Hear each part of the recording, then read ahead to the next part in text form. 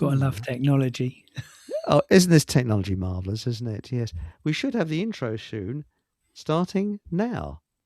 And nothing's happened. Hello, boys and girls. Wake up your mind, fill up your day. Oink, oink. Smart little bites that brighten your way. You're listening to Food for Thought Radio. Here at FFTradio.com. Club Blue, oink!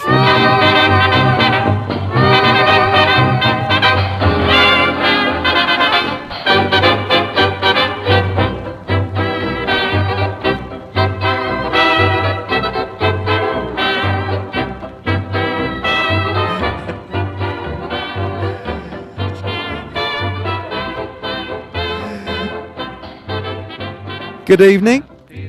Welcome Greetings. to another exciting show. And our guest tonight is the bowler hat farmer.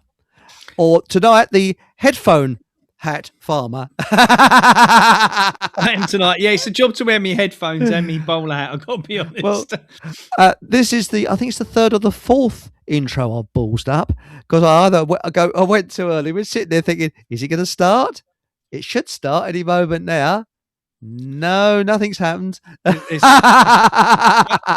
think it's one of the pleasures of being a bloke is you're allowed to come in too early, aren't you? You know. Yes. Well, I just, as I say, I came too early onto the show, and we may have the solution in hand, though. You never know to that. So this is getting disgusting. But anyway, good evening, everybody, and we've got Mark Anthony. Yes, happy days are here again. They certainly are when you're waiting for the bleeding intro to start. Well, before we're going to talk tonight, Steve can't make it tonight. That's Survival Steve. He's got another engagement to go to, and he'll be back a little bit late. He might come on a little bit later. We don't know. And we was going to talk about surviving the next food shortage. But before we went live on air, we were both talking about something very similar that's happened to us, because today I've been rewriting my book, which I'm hoping to publish soon, called Oh Surely Not, which is about demonic possession. And I can't actually write that. I'm rewriting it. It was originally written in 2009, 2010.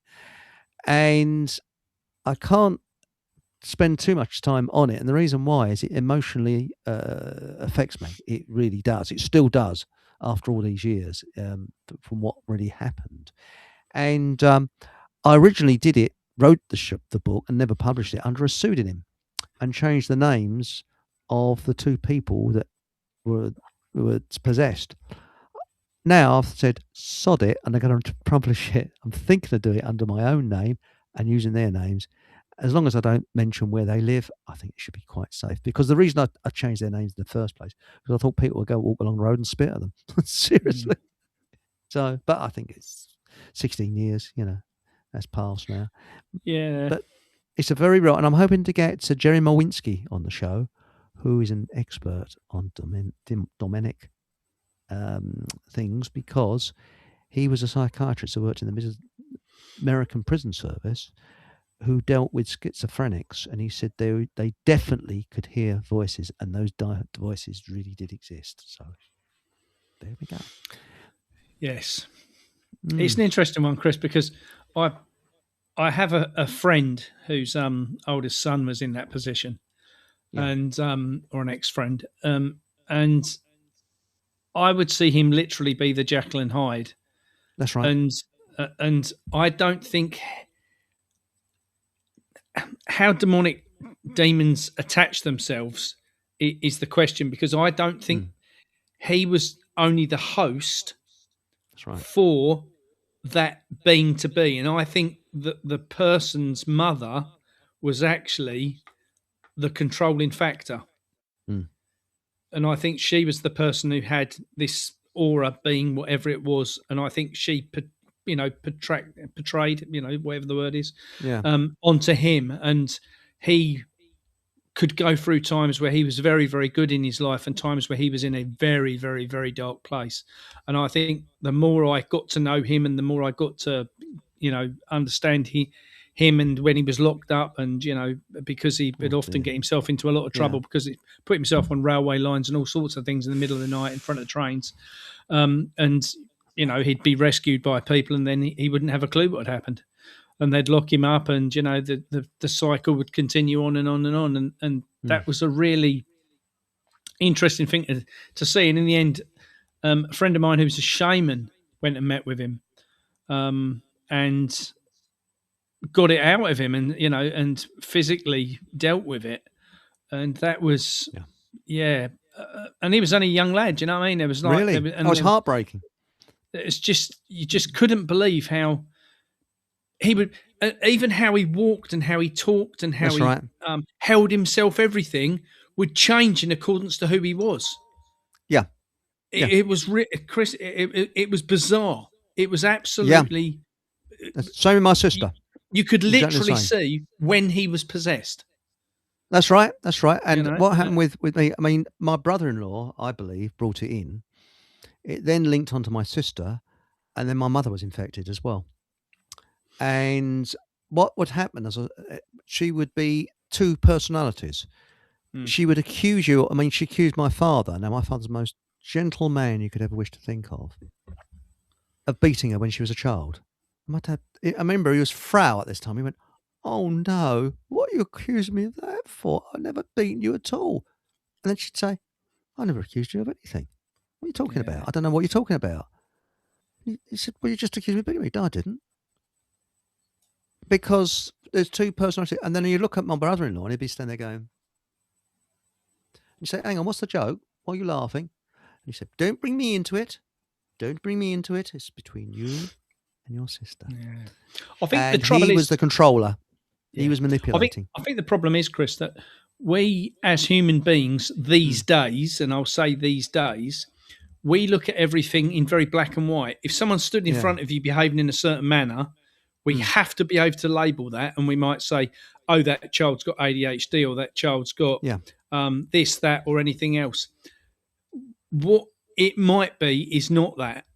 And, because we don't see, can't attach, we can't physically ascertain what that problem is. And I think 100, 200, 300 years ago, people would have put it down to black magic, or they're possessed, or whatever that was, and work on how to get it out of people. And I think the problem is now that we don't, certainly in Western civilization, we've been led to believe that doesn't exist anymore, so that we cannot then deal with it. The best thing you can do is give that child drugs, or that's it. give them something to sedate them, because that keeps them under, and that keeps it, at that point. And I think when Rick Mayall did Drop Dead Fred years ago, and that was a classic of that possession, because she knew if she took her drugs, she could keep him suppressed.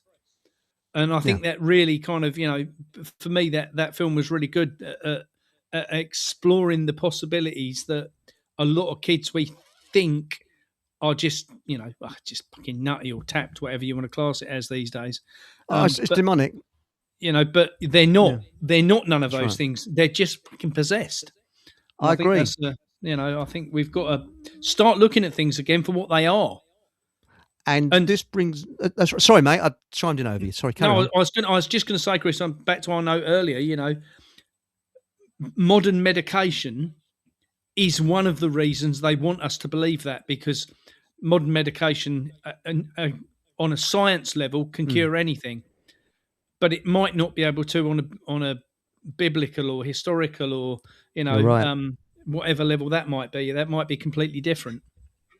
Well, this is why I'm getting Jerry. Oh, not Lewinsky. Anyway, he's a chap who used to work in the prison service, and he studied. He worked with schizophrenics, and he said they were definitely hearing voices. And he said they would medicate them, and he said that's not the way. And he knew how to deal with them. So I'm getting. I'll have to look his name up. I'm getting a chap called Jerry. He's been on the show before. American, brilliant bloke. He'll be coming on, and.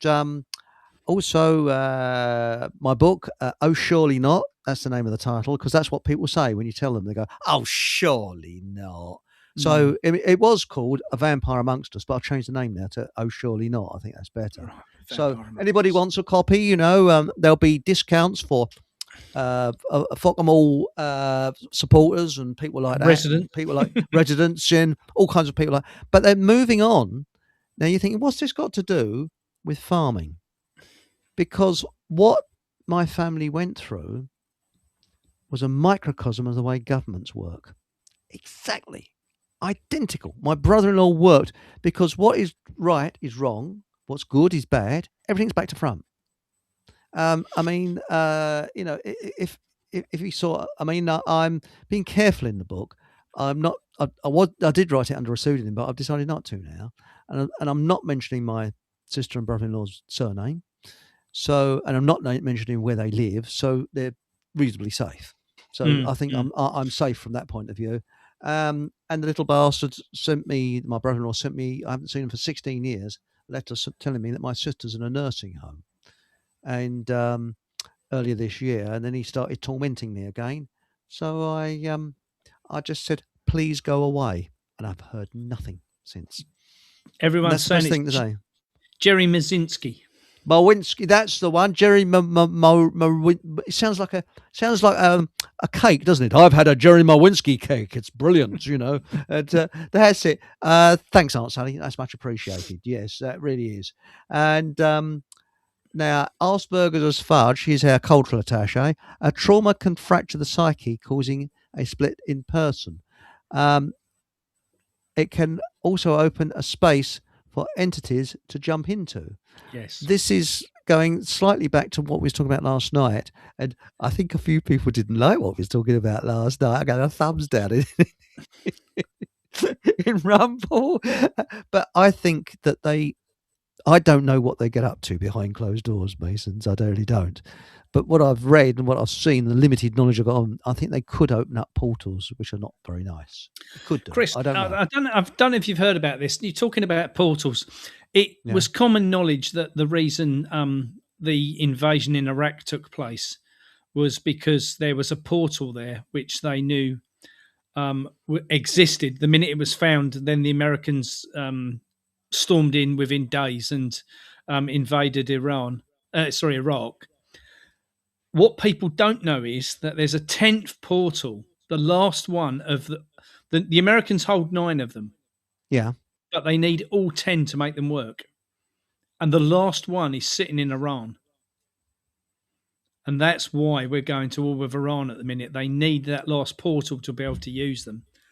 And that's something what is going to come to light in the next few days. They'll do a land invasion in Iran with it, or they'll overthrow the government so that they can have access to it. Because I know that Iraq, they actually looted Iraq, didn't they? The American forces. Yeah, absolutely. And then whipped everything out. Well, by the way, we're not on Radio Soapbox because tonight we're actually on Food for Thought Radio. That's where we was waiting for the introduction, and that goes off at 3 minutes to 11. Where I was caught out last night as well. So I was caught out again. We're going to get this intro right one time. We're also on Holy Land Radio, Holy Land Radio FM. And Patrick's just told us that Radio Soapbox isn't working, is not playing. I don't know. I can't deal with that. That's generally, I don't know, whose pocket should I slip the turd into? I think that probably is Paul English's pocket. I slipped that one into. And we're on Rumble and YouTube as well, and Telegram as well. Not Telegram, Facebook. Ask about Facebook. I'm going to try and get on Telegram as well, broadcast on there as well. So there we go. So that's the top of the list. Well, here we go. You're on the Telegram channel tonight for FFT Radio anyway. Oh yeah, that's a point. Shows go out live on there anyway. So people brilliant. can listen to it. And that is one of the things that we'll say to people listening on different platforms as well. If they go obviously to the front page of fftradio.com, they can use the Telegram to communicate with us. Because the interaction, Chris, is what makes a show, isn't it? Let's be honest. I agree with you. I agree with you. Toddle along, but when you read through the comments and people put some daft-ass things, that's just like makes you tickle. Well, it's a family. I mean, I haven't got a family, so I look on everybody. There's a family, and it's great. It really is fantastic, and I like what Paul has said here. Yes, Anorak. Someone from home base threw a sea creature over to the B&Q lot. I think it was Ron's sill. Oh, Oh, well, I actually went into B&Q, and a bloke said, one of the staff went over to me, and he said, do you want decking? So I decided to put the first punch in.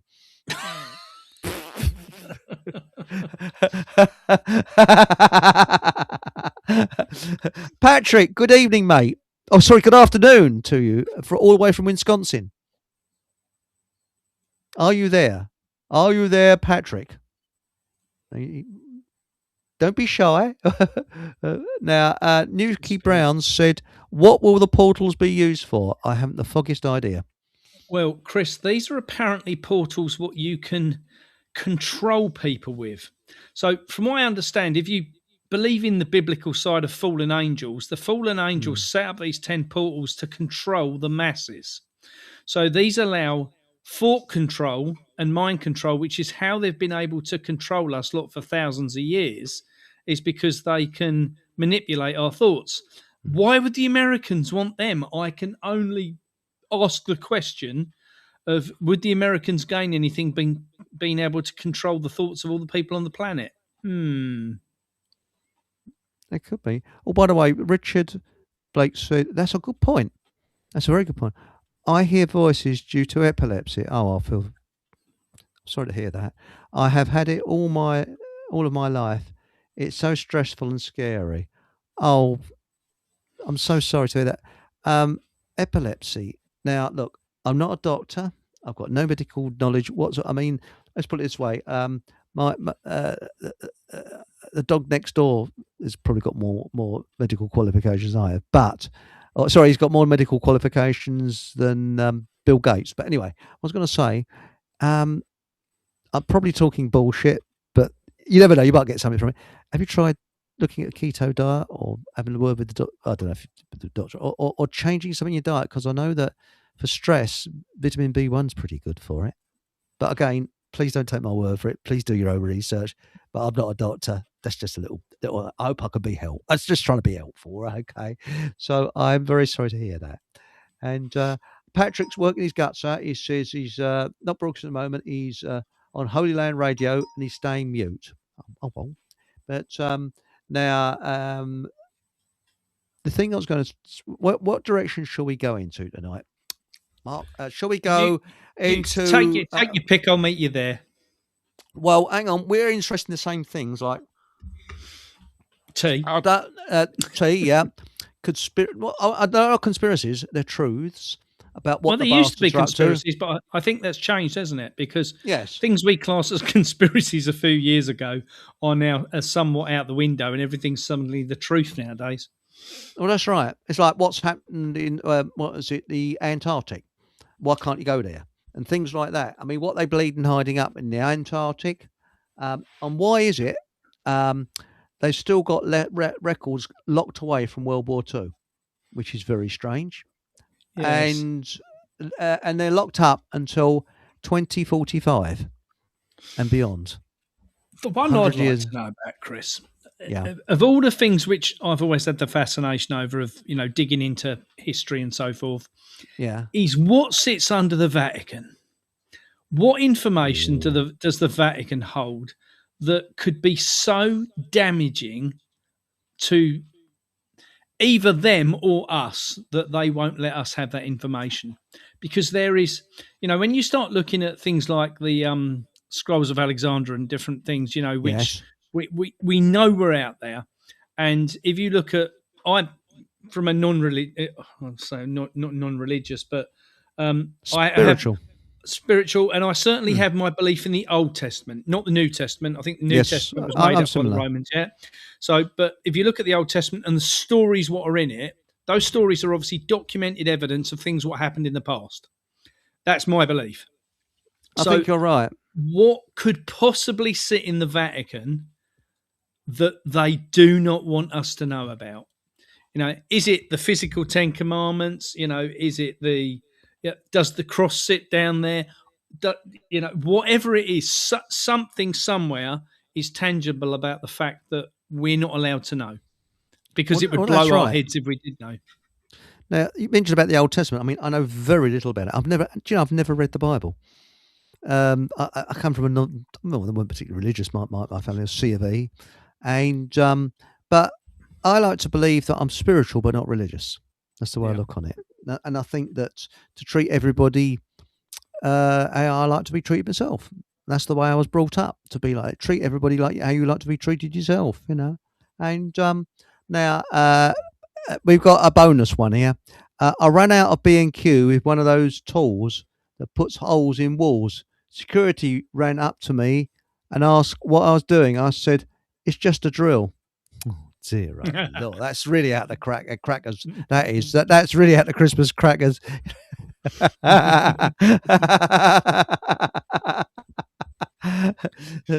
Now, I read a Chris, sketchbook.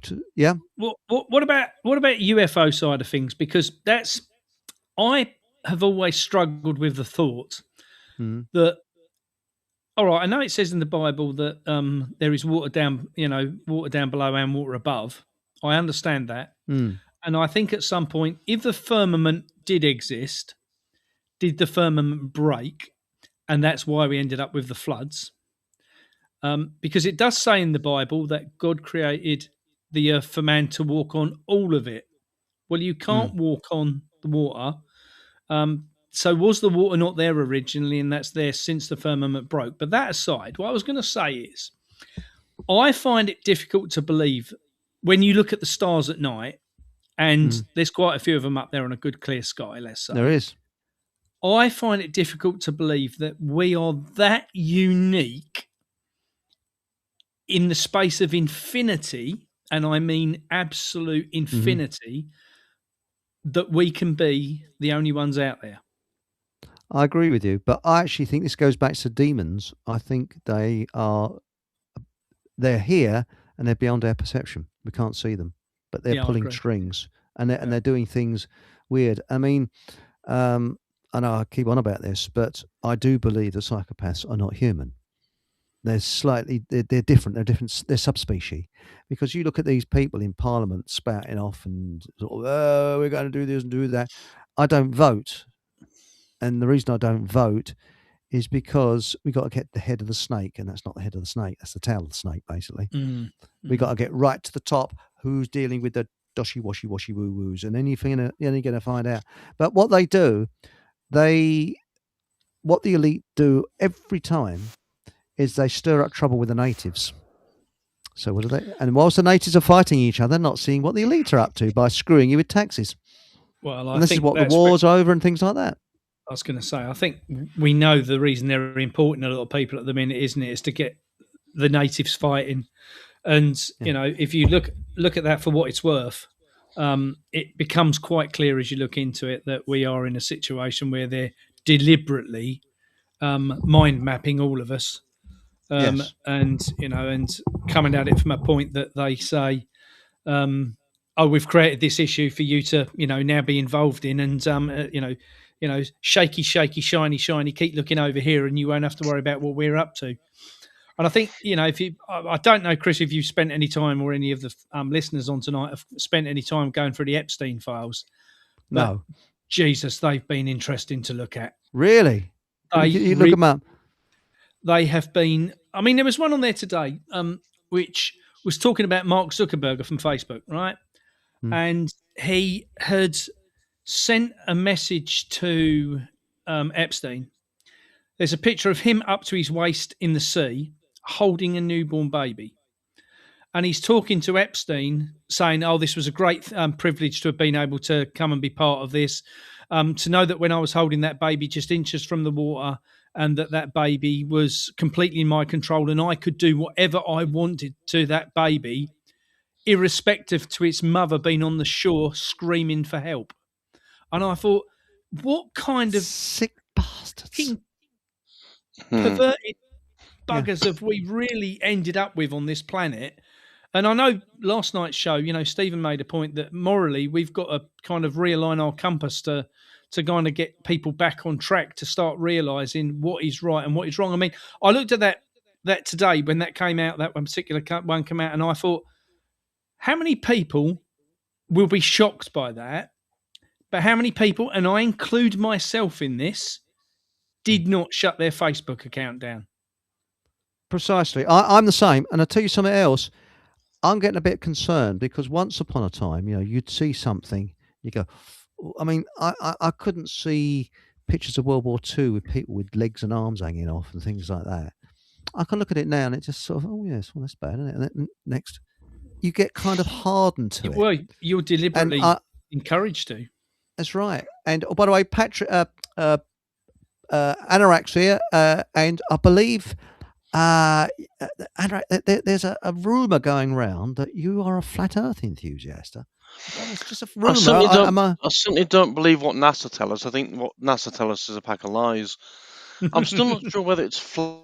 Obviously, I don't think any of us know what it really is that we're on. I know I've said this many times, but I don't think we're running around in space, and I certainly don't think the moon and the sun are way off in space. I think they're local entities to us.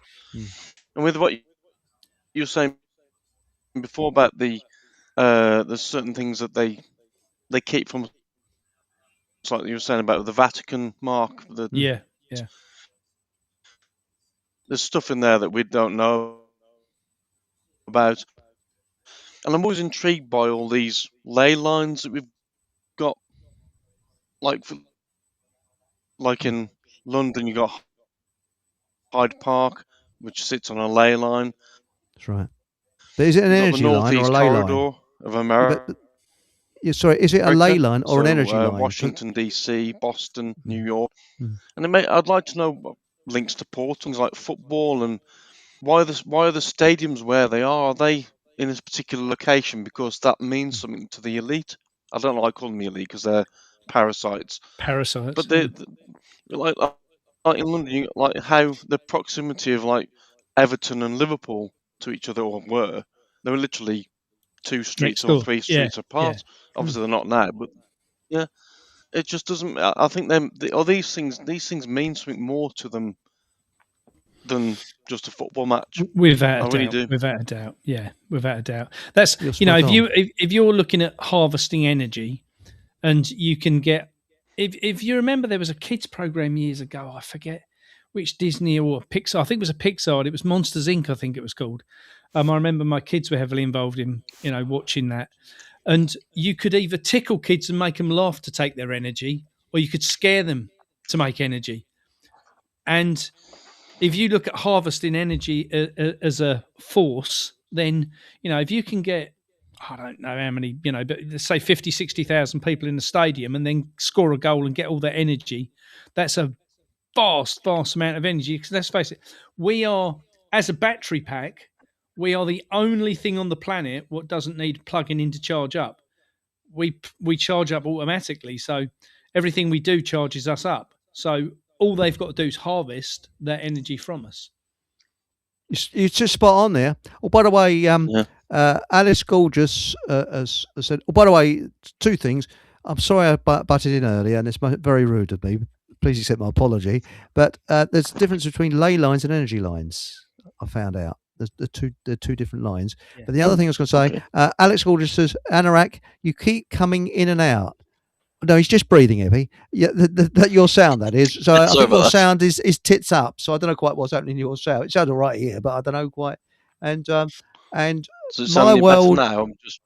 That's a bit better. Yeah, my world is flat, not round. I don't know. Well, square. Here's one for you. Okay, we know. When you fly, you do not fly around a globe. We know that. None of if you look at a flat Earth scenario, but there's lots and lots of information. And my dad has a map which came out of the council offices in Bury St Edmunds, which shows the ice wall. And that's a map what was 100 years old, hung in the council offices, that it clearly states there's an ice wall. Now, I just wonder, on the outside of that ice wall, because when you look through history, there's a lot of places they talk in history about things what sit outside the ice wall and different countries and continents that we don't see on our map that were spoke about years ago. So let's assume for 1 minute that the world is round, but it's 1,000 times bigger than we think it is. And so the bit we're on might be flat.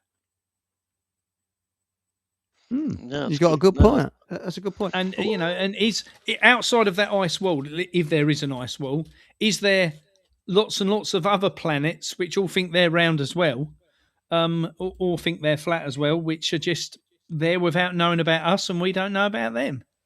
Well, I'll talk about like the films and stuff like that. I think a lot of films have a lot of truth in them. Because they have to disclose the truth, even if it's in books or in films, or Yeah, they have to tell us because they're shit scared of karma. And I do wonder sometimes whether some of these space films where you see like there's three suns and that sort of thing, whether that is on another part of this realm that we're on. Yep. Because flight paths are the one thing that really stand out in that there's no flights that go from South America to Australia. Now, if we're on a ball, that would be the quickest route, obviously, round over Antarctica to the end.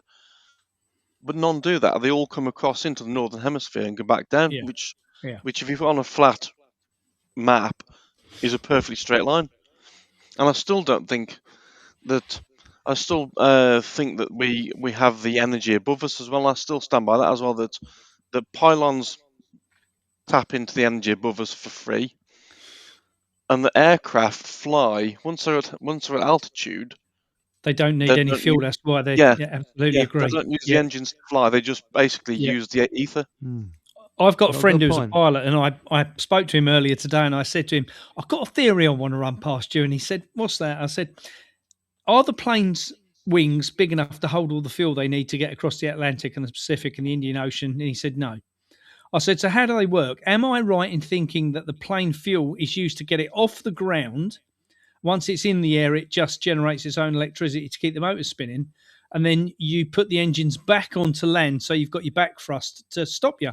And he said, I believe 100% yes. And this is a pilot. And this is a pilot who's, 20 years of flying big planes around the bloody planet. And I was like, because I came into it because I know Chris talks about World War II. And I said, well, that also must work. The amount of fuel that the Spitfires would have carried, plus the payload, if the fuel on them is also in the wings, it doesn't equate to the distance that they're flying. No, it just doesn't. No.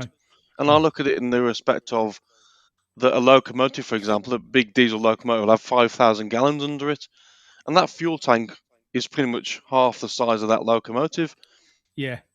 And that'll see it perhaps through most of the day. But it's not traveling 50,000 miles around to Australia. It just doesn't equate. Yeah, I'm fully on board with that. I definitely think. I mean, Chris will tell you, he came down to my uncle's farm when we were down there a couple of years back, and when we started studying the electroculture, and the more I got into electroculture and starting to understand this whole thing around electricity in the atmosphere, I'm with you. I believe that the reason we have all of these big electric pylons and the reason these cables are so high in the air, as opposed to, let's be honest, why on earth would you have all them cables going over the top of you at that expense when you just dig a trench and put them in the ground? Exactly. It makes no sense. It makes no sense. Perfect example is Lee Valley. Now, I cycle down Lee Valley, and there's a power station at Hoddesdon, and you see these pylons going along, and then just past Waltham Abbey, they go into sort of like a box, big bloody great box with all bits and bobs out of it, and that's it. They end up there. So what the hell they're doing? Just going there and ends up in a box. Are they getting the energy from the Abbey? Because if the Tartaria world is anything to go by, that is what's providing the energy. Is it sat by a waterway by any chance? Yes. Yeah, it is. It's going exactly this. It's going along the waterway and a train line which goes next to the waterway. A big and yes, that's. Is it an electric train line now, or is it steam diesel train? It's probably electric. It's electric. Yeah, it's all electric.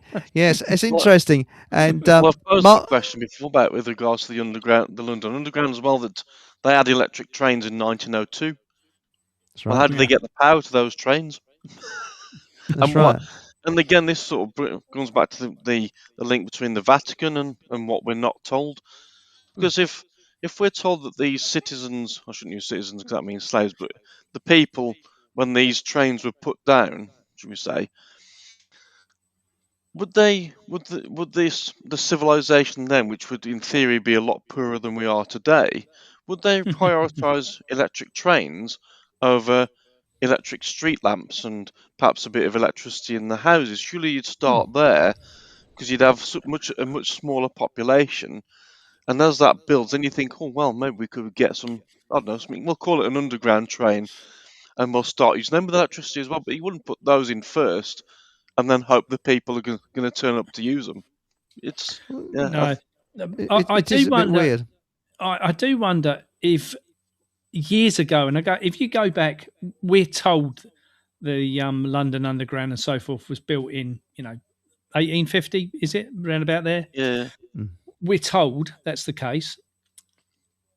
Is that the case to start with? And did people a long time ago live a lot more underground? And I do wonder, different places around the world. There was a video I saw this morning where they were talking about a tunnel that's just been discovered, which goes from the tip of South America to North Canada. And it's a tunnel what goes all that way, which was carved out. It's got, and you can walk it. They have to get permission to go through it, but it's there. And they were saying, the cartels must have dug it years ago. But it's got Neolithical paintings and things in it, which go back thousands upon thousands of years. And it's like, who the hell dug these things? Those things didn't happen by chance. And how did they light them? One of the things I get fascinated by is fireplaces in big old houses that don't have chimney breasts. They only have a fireplace. And it's like, I've been looking into this a lot lately. And one of the things, and uranium is clearly something what we think is a bad thing because we're told nuclear power and it's dangerous. But when you actually look at, my mum's got some green glassware, and when you actually do the research on this Victorian glassware, the green was made from uranium. Okay, so uranium in the Victorian times wasn't deemed as a bad thing. So is it a bit like the ether doesn't exist on the periodic table? Is it that uranium now is a bad thing? And if uranium isn't a bad thing, because there's lots of documentation to say that the fires they had in houses were not physical fires. And, I've always asked the question, well, if you go in some of these caves, which are huge under, different parts of the world, they've never got no fire scorch marks in them. Well, how did they heat them? How did they light them? How did people live down there if there was no... So they must have had another way. Was it uranium? Gives off a lot of light and a lot of heat. Well, look at the pyramids. There's no pitch on the walls. How do they do it? And I like what Mark Anthony says. He says, I believe these entities, which we were talking about earlier, feed, and I agree 100% with Mark Anthony here, feed off negative energy, hence the reason we are given doom and gloom through the mainstream media 100%. 24/7 and keep the population in a negative, low vibrational state. And the same with things like pop music, and I know we talked about this before. That's right. Where you'll have the chorus will be something like "I am," and then the next word will be something negative, and it's that you remember for weeks and weeks and weeks on end, and you're constantly singing it, and that lowers your vibration.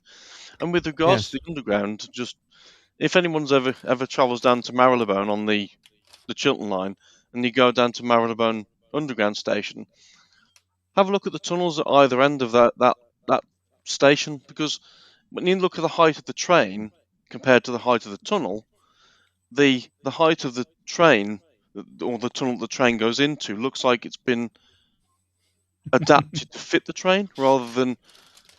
What about the suction trains? They had them, didn't they? Which worked on suction. They had them at the Grand Exhibition, I think it was in. But Arsbergers as Fudge says, if you go to Mersey Island, oh, you poor sod, you've been to Mersey Island, and have a beer in a caravan park, look out to sea, and you can see the global warming windmills dissipating the further out they are. Really? Yeah, that's down to your proximity and vanishing point. A bit like if you stood on a railway line and the train goes past and you've got a perfectly straight bit of track, if it's a 100-mile long bit of straight track, eventually that train will disappear out of view, but you could train a pair of binoculars on it and bring it back. I think that's what we're getting towards. So So are you saying that's because of the natural curvature of the Earth? No, I think Well- it's just Adrian going out of our sight. That's it. Well, there's a mystery round there where we are. Mark, sorry. Have you ever been down the Royston Hole? No. Because there's a place called Royston. There And is, yeah, I that's remember on the, and that's got several borders. Was it? I think it's got Essex, Hertford. It's in Hertfordshire, but it's bordered with Cambridgeshire, yeah. Bedfordshire, Essex. It's quite a place, and it was a Roman crossroads. And my sister and brother-in-law used to live there, and they thought the place was haunted where they live. Well, that doesn't bleeding surprise me. And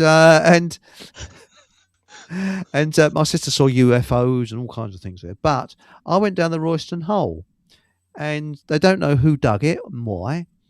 And it's very interesting. And they got Catherine Will, because Queen was Catherine. I think she was killed on a wheel that was as a fire. They're jolly nice chaps in those days, And but going further, there was a lady called Mrs. Beach, and she used to be my sister's piano teacher, and she lived in Royston, and she said there's a tunnel. Now it's a heck of a long way that she went down when she was a child, where you could go from Royston to Harlow. Now you're talking what, 30 miles? Yeah. Oh, they You want exist. to, though. Yes. Imagine digging that tunnel and thinking, where are we? Welcome to Harlow. That's right. Shit, keep digging, lads. Keep digging. No, the other way. No, it's a load of Irish nabbies that was trying to dig the Channel Tunnel, but they thought they got the map wrong and went to Royston instead. Ended up in Harlow. But no, there's supposed to be a tunnel that goes to Harlow, so there we go. Have you seen that video on YouTube, which made me giggle? And there's two guys leaning over this well, looking down the hole, and the site foreman comes along and he says, "What are you looking at?" And he looks down the hole. He said, "What have you built?" He said, "Well," he said, "built a well." He said, "Why is there a light at the bottom of it?" And he turns the map up, the plan for what they're building upside down. He said, "You're supposed to be building a lighthouse."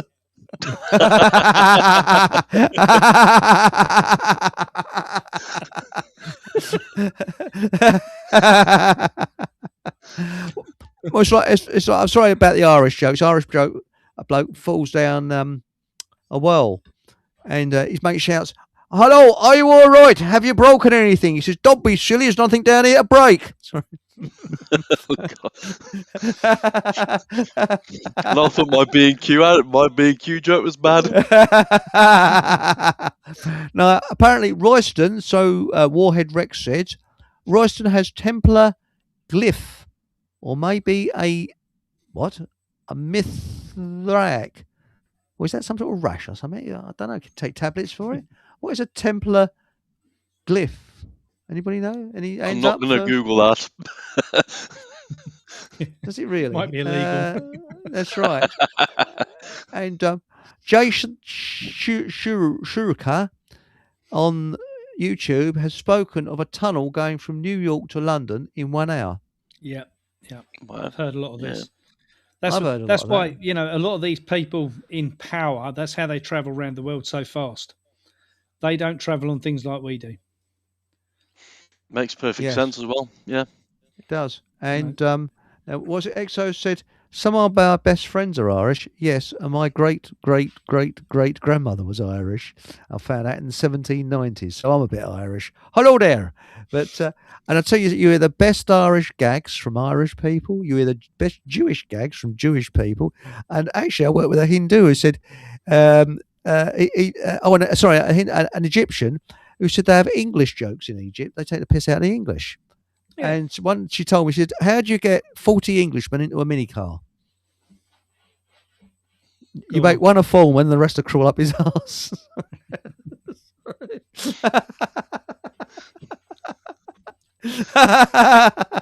So there we are. I've insulted just about everybody. So if there's anybody who'd like to be insulted, any nationality, I'm just You're the mention man it. for the job. Yeah, Did that's you- it. Yes. Chris, while we're on the subject of jokes, did you hear about the little boy who was at school and his teacher says to him, "We want to put into the sentence the words pistol 2." Yeah. So little boy comes on. He says, my daddy is a soldier. He wears a suit of blue. He carries a sword and bayonet and a pistol too. He says, teacher, oh, little Johnny, that's absolutely superb. He says, go on then, little Bobby. What have you got to say? He says, my daddy is a drunk. He goes down to the pub at 1 and he's on the pistol too.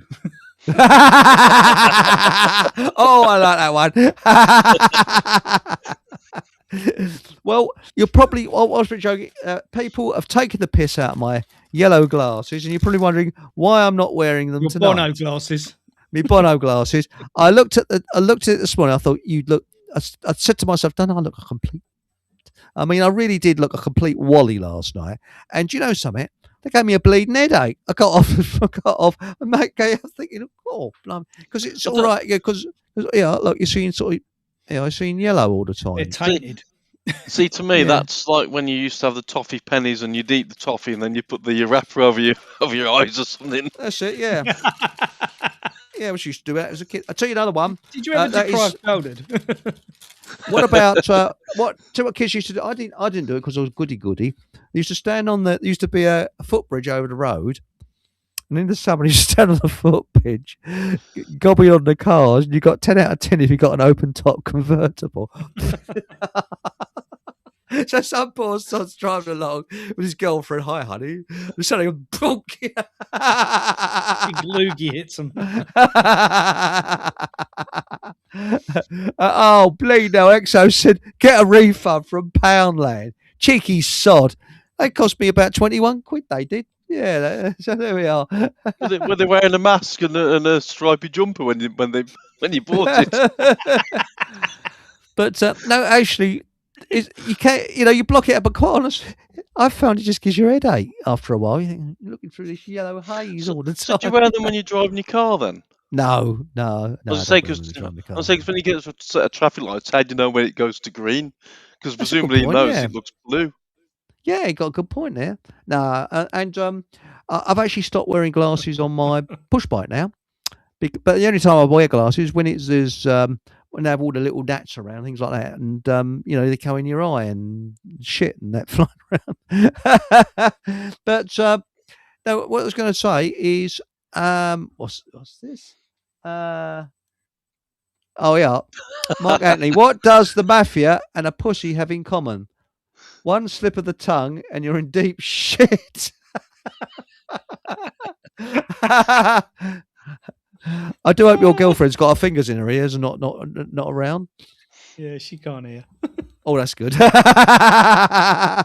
watch the review, the repeat tomorrow. But you think of the lies we've been told. For example, as I've said many times before, Walt Disney's told a load of absolute whoppers, like lemmings don't commit mass suicide, and they just made that up. And penguins don't make a noise. They made that up as well. I mean, how much more they made up? I mean, it's just, I don't think anybody's landed on the moon. I don't think you can land on the moon. It might be gas. I don't think it's made of cheese. That's right. Although Gromit landed on there, didn't he? Was it? Okay, Gromit. He landed on there. What was his name there? Wallace and Gromit, wasn't it? Wallace and Gromit. Yes, they I would like to know what the moon actually is, because it's. I know I've said before it produces cold, or it seems to produce cold air. But is it a malfunctioning sun? Is it a sun that used to be? Is it the same as the sun? Because they look the same size. It's interesting because if you look back through history, the Mayans actually say that they remember when it arrived. Yes, I think the Zulus do as well. I think the Zulus do as well, because David Icke covered that. Yeah, and there's different tribes very around similar. the world remember when it arrived, and they all talk about it sort of coming at the same time, so about 1,500, 2,000 years ago. So it's like, well, and if you look at it, why is it that it doesn't turn? Because it follows us round side on. So, and that makes no sense. If you've got any planets if we are in space and there is any planets, the gravitational pull of Earth would make that spin all the time. So why doesn't it? And of course, based on what NASA tell us, which we know is all a pack of lies, if the if it's an open system as they tell us that it is, i.e., so asteroids can get in.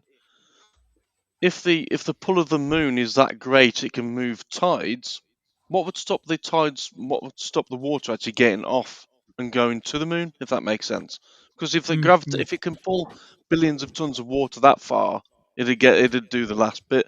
And of course, if the heat of the sun lights the moon, even though there are days where the sun and moon are in the same bit of sky, and you think, well, there's no way that's a shadow of the Earth. Would there not be some residual heat from the moon to the Earth? And how come at night time?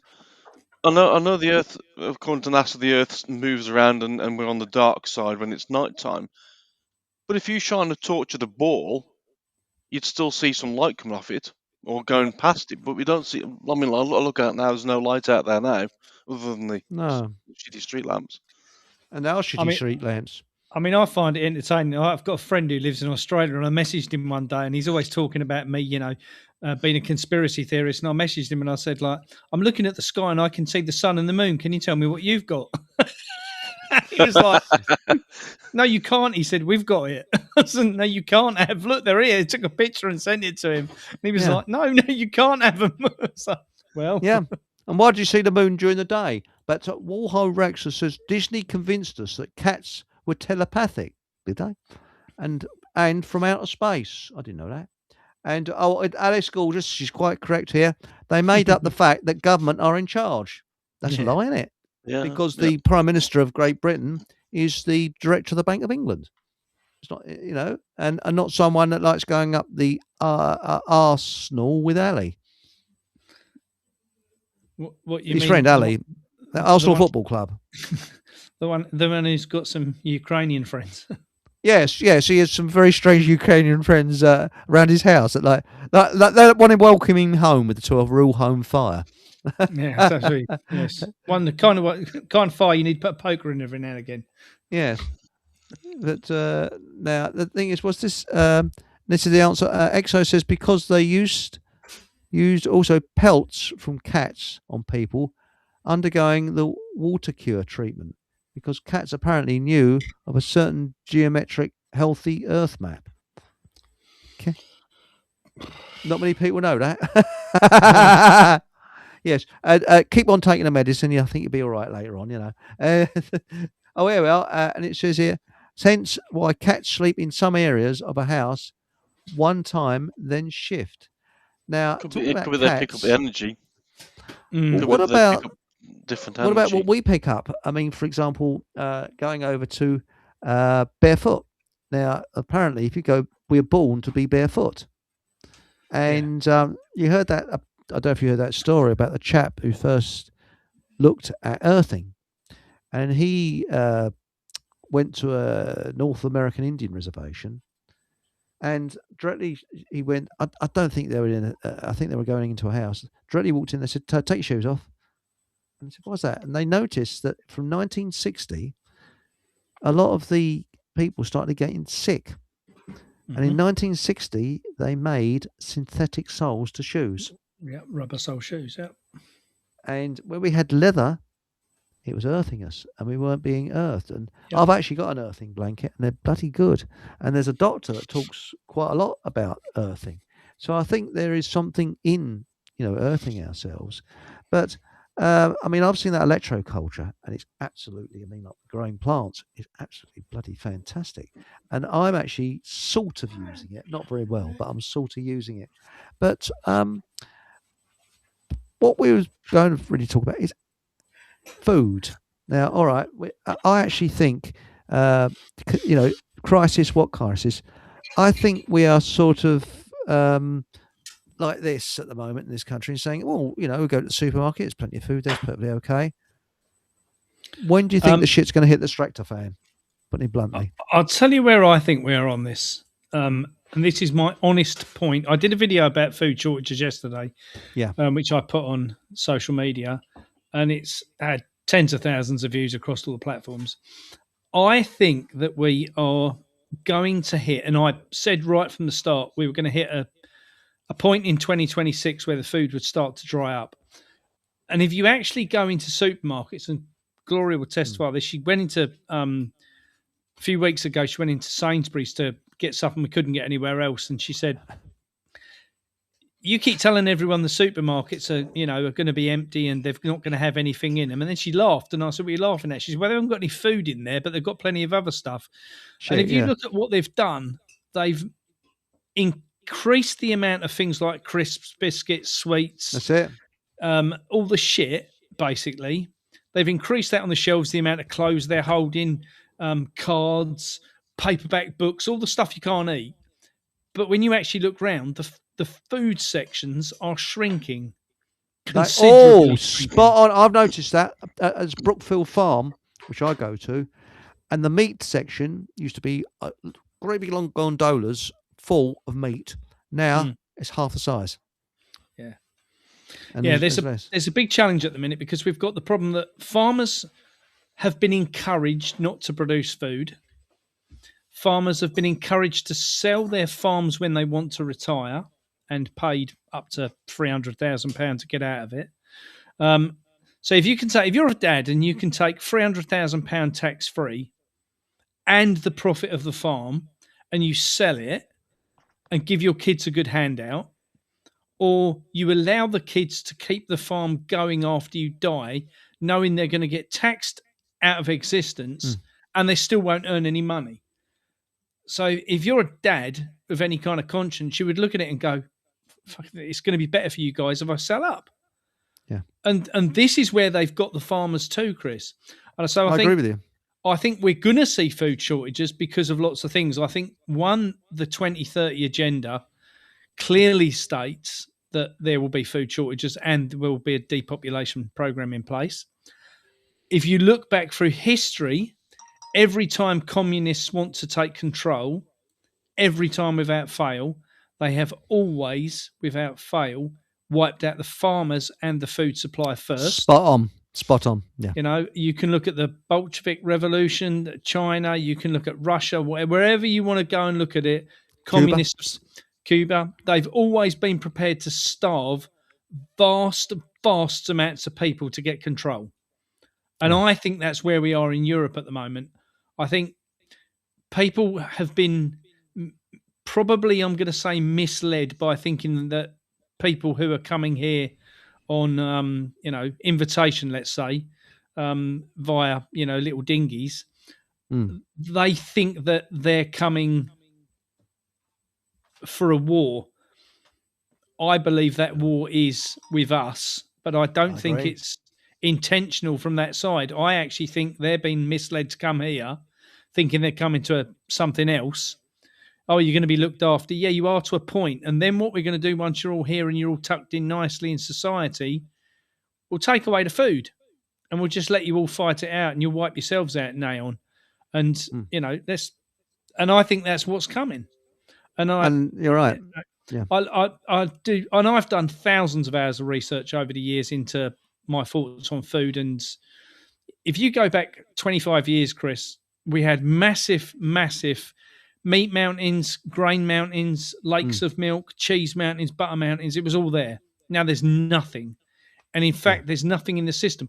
Supermarkets now, since 2020, supermarkets now hold 67% less food in the supermarket supply chain.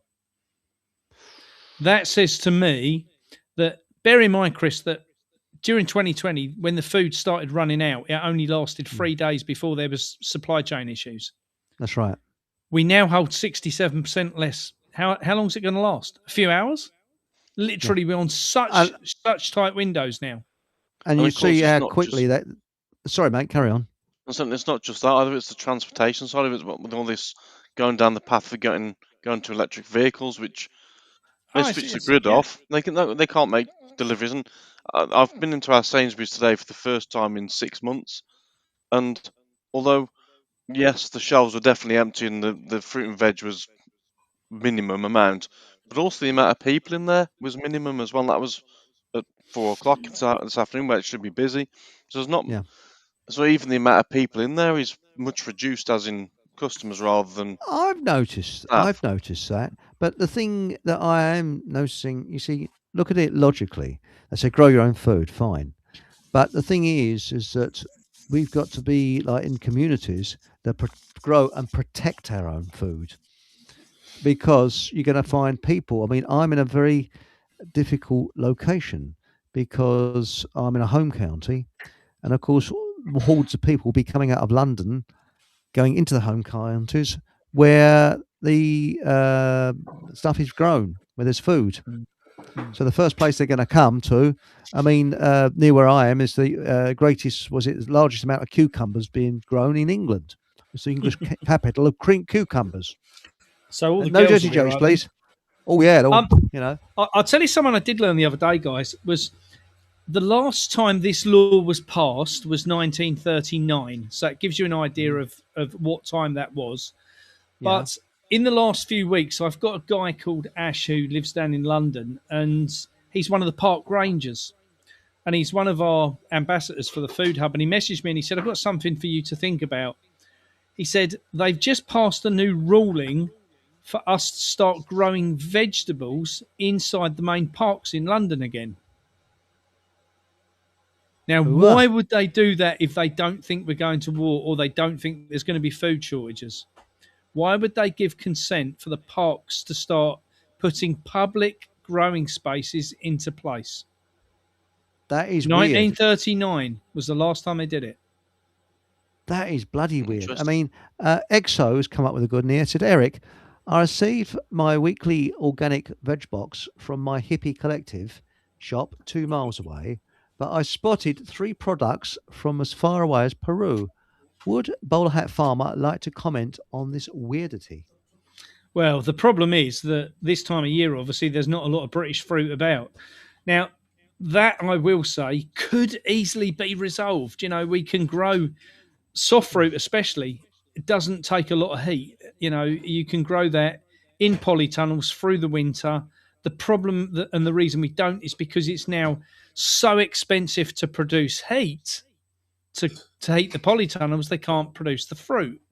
So, and this is the stupidity of, you know, the green agenda. If you look at, you know, we're not allowed to burn wood. So in my polytunnels, when I had my original farm, all my polytunnels were heated via wood chips. And the local tree surgeons would drop me the wood chip and I would let it dry off in the summer and I'd burn it through the winter. Easy. But the problem we've now got is you're not allowed to do that. So now you have to have electricity or gas. Well, you can't have either of those because they're so damned expensive because of the poor, you know, decisions. Well, if you believe they're poor decisions that have been made by the British government, you know, I think they're disastrous decisions made by the British government. Thank you. And I think as a result of that, we've now got to the point that it's too expensive for us to produce food through the winter. That's deliberate. It's deliberately part of taking away our food supply chain. Look at the minute, nearly 50% of the growing space across Europe has been so badly flooded in the last 4 months, they're not going to have any food growing there in the next 12 months. Just think about that. I was thinking about that because everything is bloody waterlogged, isn't it? Everywhere you go, it's squelching all everywhere. And I bet you we're going to have a very dry summer. Well, you can bet it. Yeah. And now the other one is Sam has said, sorry, Matt, I can't. Was it Sam Guri? Sorry about that. I hope you don't take it personal. I'm sorry, mate. I'll just call you Sam.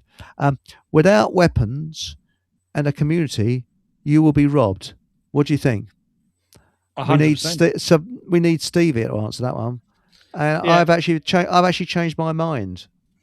Thanks to Steve, he's changed my mind for me.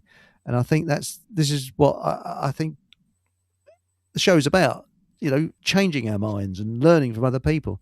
I mean, I'm very much a pacifist, but if some bastard's going to come in and take your food and you're going to starve, you've got to protect that food.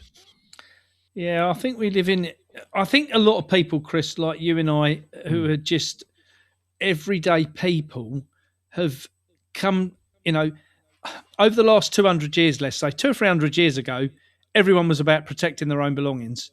Yeah. And then the police force came into place, and we were led to believe that the police would protect us. And that whole state system of I can rely on the state for for this and that answer. House is burning down. Well, you had a well in the garden. You got the water out of the well and threw it over the house and put the bloody fire out. Now you wouldn't even think about putting it out yourself. You call 999 and step out of the way. And it's always someone else's problem. Otherwise, we'll claim on insurance, and it's their problem. There's no reliance on ourselves anymore. And I think that's partly now the issue. People have now become so detached from what is important to them and how to protect what's theirs and important to them. You could see in that with things like the rape gangs and that. Why the hell have people not burnt down cities over this? Well, precisely. We've gone soft. I mean, for example, teachers teaching little tots sexual things, which little tots, you don't fill children's minds up with things like that. Let them have a childhood first and let them discover it when the time is right. And what would have happened if there was, if there's a bloke cross-dressing and teaching children to read out of a book?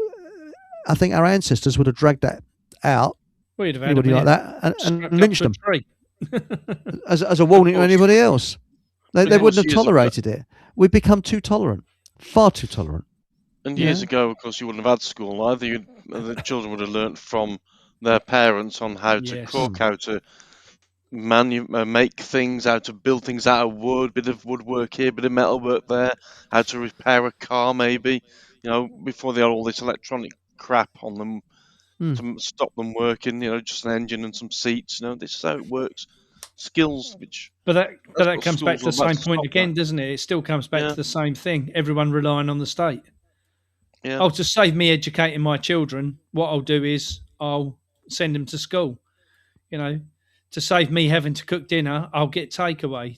There's always and that's how all of these big organisations, whether that's government or businesses, have got ahead, isn't it? Because we've become so detached from everything we need to do.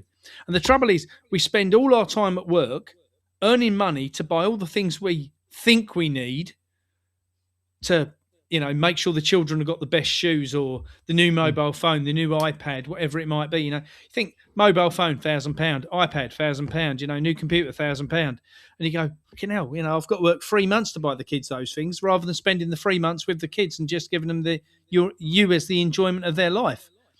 I agree with you. And you're right. I look back on my kids, Chris, growing up, and I was a brilliant dad for providing. I was a shit dad for being there because I was always at work trying to provide. And now, as a result of it, my kids don't hardly talk to me because they go, "Well, you was never there for us." I did everything possible to try and make sure you were protected. I know you had everything you ever wanted. That's right. I had food on the plate, and that's the thing. I mean, when we were growing up, we were a similar age, I believe. My mum was at home, my dad worked, but we didn't have much money, quite poor, made it tough, but there's always food on the plate. I never went hungry. And that's the thing, because that was a time of plenty. What was it, in 1980, we were something like 80% self-sufficient in this country, and that's dropped now to a phenomenally low level, isn't it? It's about something like 25% or something. Yeah, I don't know. Well, last time I worked it out properly, it was 28%, but it's dropping considerably.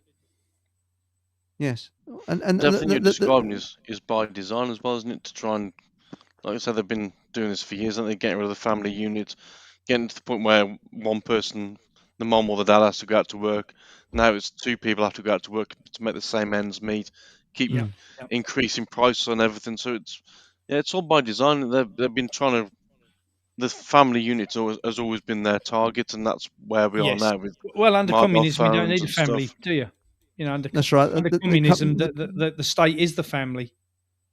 Well, that's it. That's the way I want to bring it. I mean, these people are insane. And I was looking at something the other night where a chap said that they did an experiment, and they went to Liverpool Street Station, and an actress of, say, late middle-aged, more elderly woman, laid on the floor as if she's injured, quite well dressed, and they filmed, and people are just stepping over her, take no notice. Doesn't surprise me. And the same thing they did in a village, and within a minute, 4 cars are pulled up, and people are running across, seeing if the person's all right.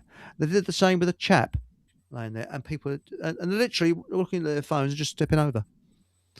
And If they'd have done that, if they'd done that on my estate, they'd have probably taken the shoes, a bag, the lot, and then just left her. Well, they probably have, but you're right. But the thing, what his bloke was getting at, he said, cities turn people insane. And I thought, hang on a minute. He said, because what it is that we are communal animals, but only in small communities. And the community is too large, so it's unnatural. And that's why there's a phenomenal amount of insanity in cities when there isn't in the countryside. Yeah. Because we're, where you are in Essex and that, where I am, I think if you laid in the street, my neighbour, he's a pensioner, he came off his bike and he said within a minute someone's, are you okay? I'm picking him out and helping him because there's less of a population. Yeah. But if he'd come off his bike in, say, I don't know, middle of London, they'd have stolen his bike. Yeah, they probably would. Yeah. And this is the thing, I'm against it, and I think that these communist types come from shitty cities. You look at them. Look at Keir Starmer, who's in a shithole in London. They all live in shitholes. And they don't understand beauty. They don't understand countryside. That is the thing. That's why they're so desperate to fuck it up. That's right, yes.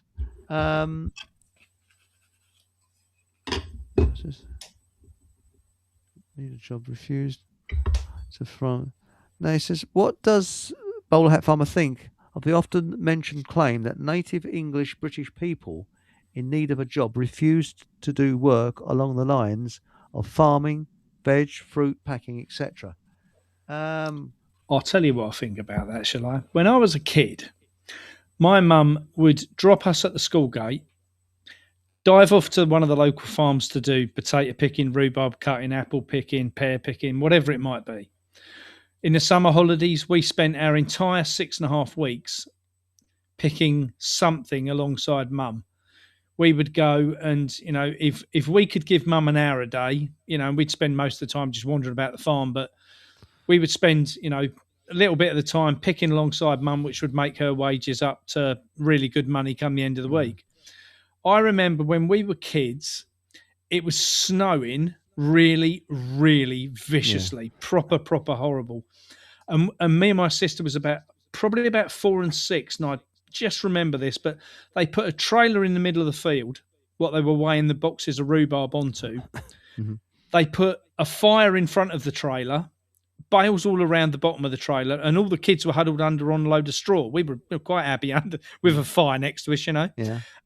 But there was mum out in the middle of the field, collecting rhubarb, cutting rhubarb, and she would whistle. Me and my sister would dive down the field thinking it was funny, grab the box of rhubarb and struggle back up to the trailer for the scales guy. We'd dive back in the warm out of the way, and mum was still out in the field, and mum would be out there for 6 or 7 hours at a time. And it's like, we don't make people like that anymore, Chris. We don't, you're right. Ask the question of, British people don't want to work in them conditions. And they're saying this is all over the world. Yeah. But there's a bloke talking in China. He said in China, similar is happening in China now. Yeah. But Aunt Sally, now, this is an interesting point because I worked with a chap who was West Indian, 3rd generation. Was it works or did I go to college with him? I can't remember. Very nice character. We became good friends. And he was 3rd generation West Indian. And his grandfather came over here after the First World War. His father was in the RAF during the war, and he was black West Indian. And he was against mass immigration, totally against it. And he said, we was treated with respect. Now they're letting all the crap in, and people are turning on me thinking I'm part of the crap. I mean, has your partner found this at all? She noticed this because there is a sort of a flight, and Aunt Sally here has said about rape gangs picked on girls in care first. In care to start with. And they're letting any Tom, Dick, and Harry into this country, and we know, as you said earlier, these people coming over on rubber boats, they're going to be used to kick our doors in and things like that because they've got no cultural attachment to us. So and that's an important part. What I would say is that I think what's quite scary is as the politics have shifted in the country, and if you look at the Conservatives, when I was a kid, I was always a Conservative voter, and Conservatives were what I deem as right wing in comparison to the Labour, right? Mm. But now Conservatives are centre road, and you're looking to more reform. Then you go Advance UK are a bit more right wing, and then you look at Rupert Lowe's party, Restore Britain. And if anyone wants to read something which will entertain them, they've written a 113-page immigration document, and if you read it, it is like 1939 Germany. It's scary. The racial side to it is it's going to divide in between people that should be in the country, even people that were born in the country just because of the colour of their skin or their ethnicity, whatever that might be, will get picked on as a result of what that policy says. And there was a video online earlier. There was two lads sitting in a park in London. One was a black guy and one was an Asian guy, best friends from school, both born in the UK, right? Both of them born here. Colour guy was a Christian, the Asian guy was a Muslim, and they were best friends and talking about how things have changed in the UK in the past 12 months towards them. This is what I was getting at the beginning. That's what I've said at the beginning. And both of them were saying the same thing, but we're English. They both spoke perfect English. They were both educated in English schools. They were, born here. Everything was right. Yet they are being victimised as a result of their skin colour or their belief. And that is a dangerous fecking thing as far as I'm concerned. And that's by design. I believe it is done deliberately. Yeah, I agree. And the thing, but take a step back. Well, take a step back. What is government doing there? Because I've seen Rupert Lowe. He's saying the same as what Blair said. He's saying the same as Thatcher said. All the way along, we need change. We're going to do this. We're going to do that. Blah, blah, blah, blah. The real Prime Minister is the Director of the Bank of England, because anyone in power, the Director of the Bank of England says jump, and the Prime Minister, the fake Prime Minister, says how high. Now, who is really ruling this country? It's the usury scammers who hold countries in financial debt, and they're the ones that are really ruling it. And politicians, it doesn't matter whether it's left, right, or centre, or whatever it is, as well as I look at it, are there to take they're a misdirection, take people's minds off the fact we're being screwed by usury. And you notice that every political party has to be usury friendly. If they're not, they're dead. Yep. Everyone that's banned usury, and it goes even further back than that. But look at the American Civil War. You had Abraham Lincoln was going to get a loan from the Rothschilds. I think it was 27 or 29%. Mm-hmm. And remember, usury, compound interest, I think Einstein said it's the 8th wonder of the world. It's the wonder that can get away with it. Mm-hmm. And when you look at it, he was bumped off, and they got a president in who was usury friendly.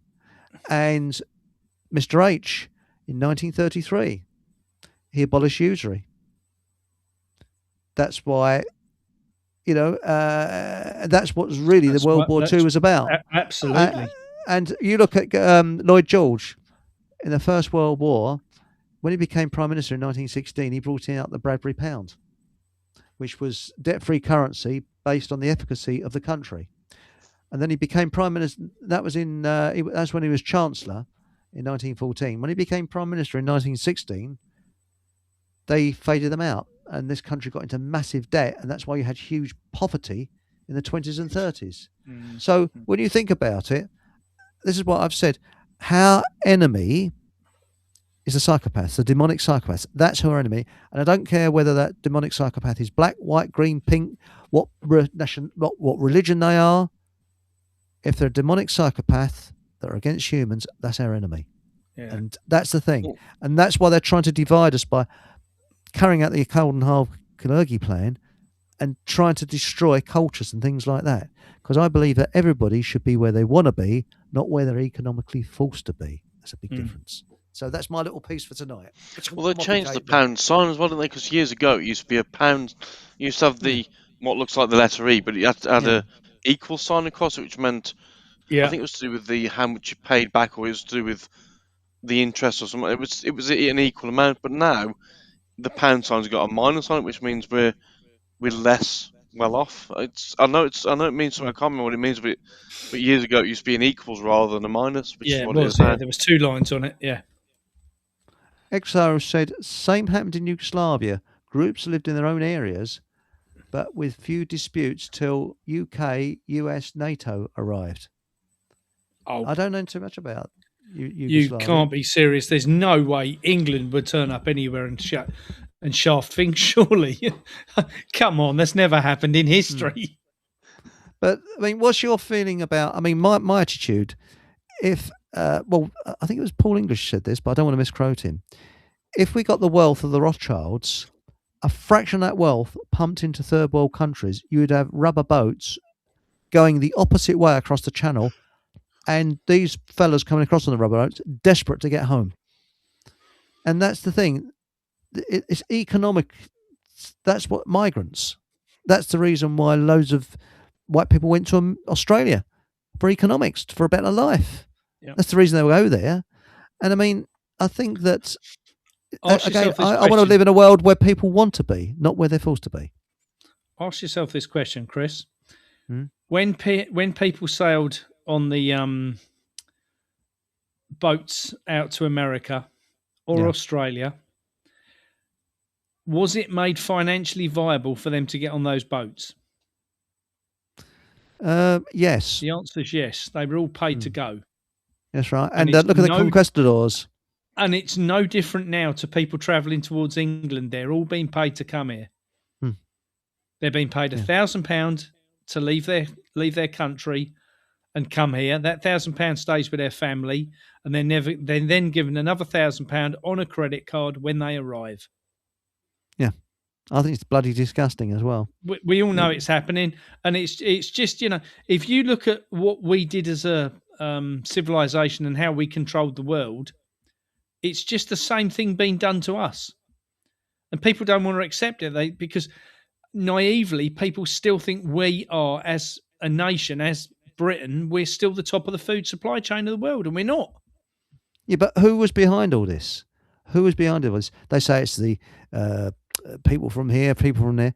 It's these bloody psychopath types that are not human. I mean, Well, could you sleep at night? Could you sleep in a bed at night knowing that you signed something that's going to kill, I don't know, 1,000 or 1,000,000 people? No, you couldn't. No, On their side of things, it's a result, isn't it? If for every one of us that dies, it's a bonus for them, isn't it? Yeah, absolutely. It saves on old age pensions, doesn't it?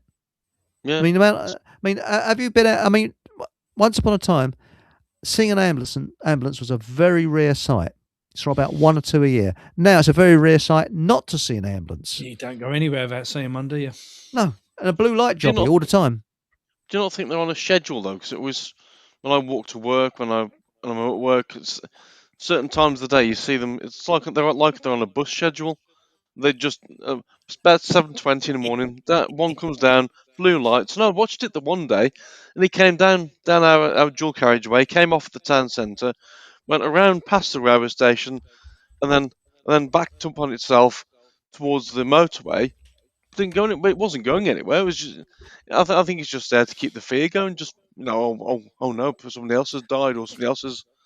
Yeah. I think it's just. I think there is a lot to be said for that. I'd also say there's a lot to be said for the fact that they are on a ring, because if you look at when 5G towers go live and they turn them on and off periodically, and when they go live, lots of people in a particular area get really ill. So if they turn one on in one part of the town for 2 or 3 hours, then turn it off, and then they turn the ones on in another part of the town, the ambulances have to just keep going to the new part where the next power station is going to be connected to the tower. You're right. And people keep crashing out in particular areas every time they turn the 5G on. Yes, and I think it is caused by 5G. I mean, and this is what my auntie said. Try calling an ambulance quicker to get a taxi to A&E. Well, the fact is, do you hear about that? Was it 96 or 91-year-old lady that called for an ambulance? She'd fallen over and fractured her leg or something. And they said, was it 12-hour wait or something for an ambulance? 12 hours? I mean, it's just... And this is the thing that gets me. supposed to have a health service. Now, when I went to visit my parents, my late parents, when they were in hospital, what did they have down the corridor? Fizzy drinks machines and things selling carbohydrate crap. And it's supposed to be a hospital to get well. I mean, it's just Crisps, bonkers. sweets, chocolate bars, Yeah. sandwiches, everything you don't want when you're trying to get better. And what my father was served up, both my parents in hospital, I mean, looked like a bleeding chemistry set.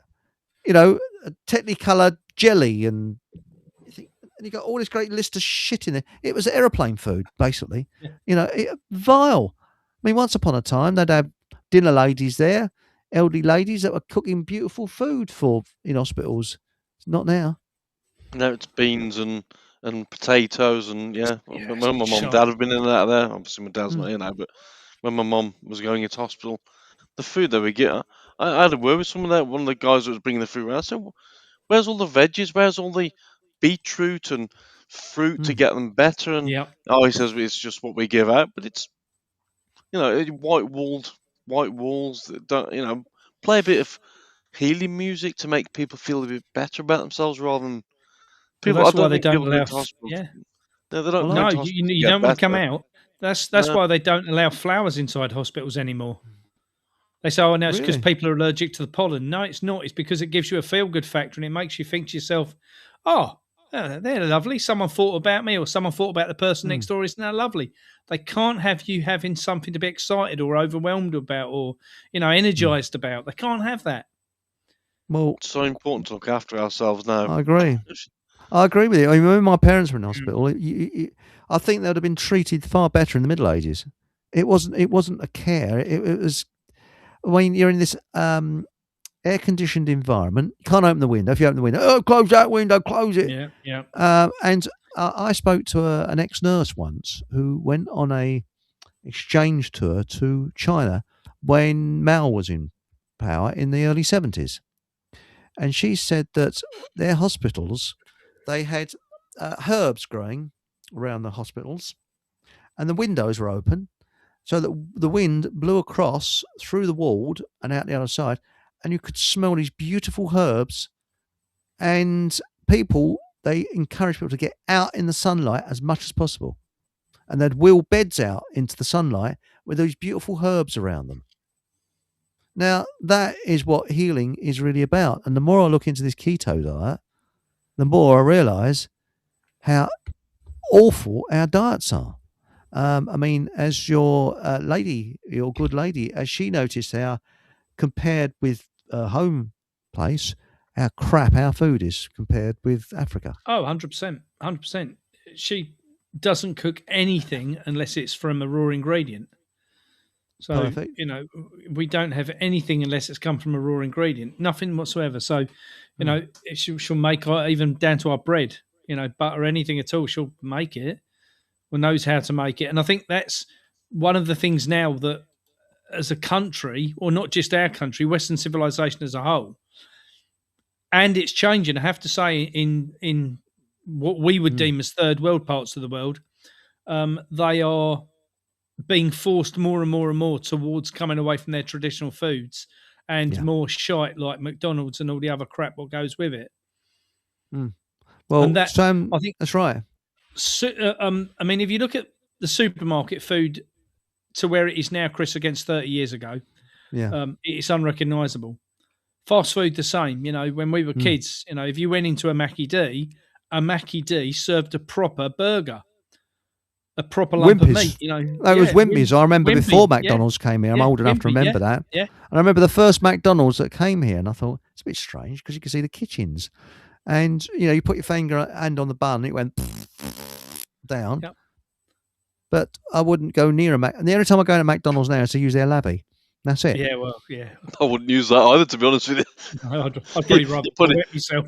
Piss up the door. Mind you, if you piss up the door, people go, that's a nice smell. It's better than the burgers. They probably take the contents of the loo out and cook the meat in it. Yeah. Sorry. Well, as Sorry.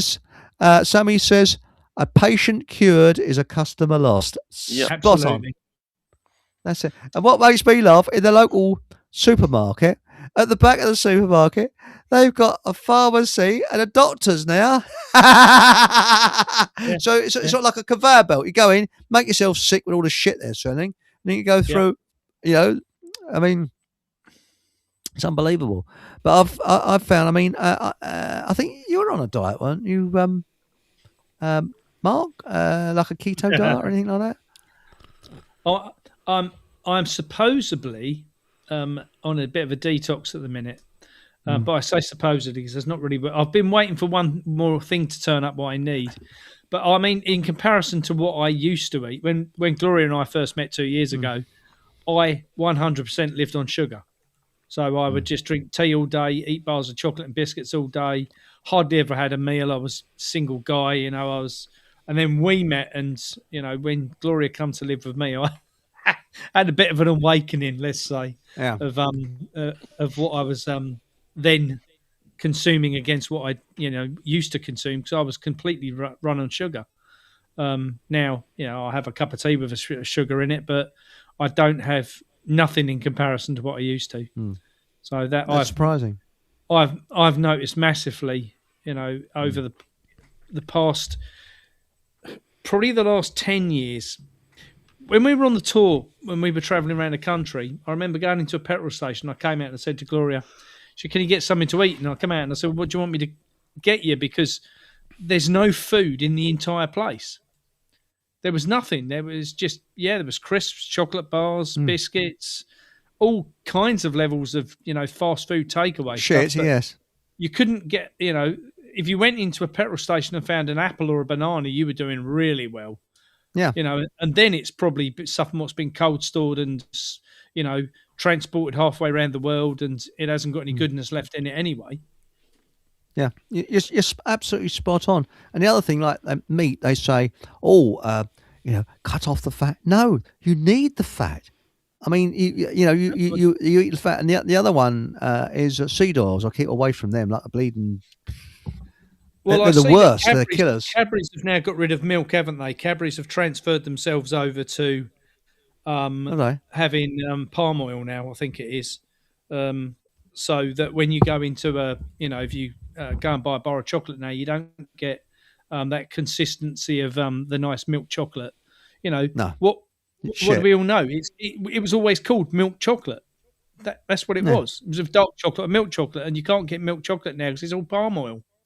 That's right. I mean, I presume then they're breaking trade description then with things like dairy milk, then, because presumably that's not what it is.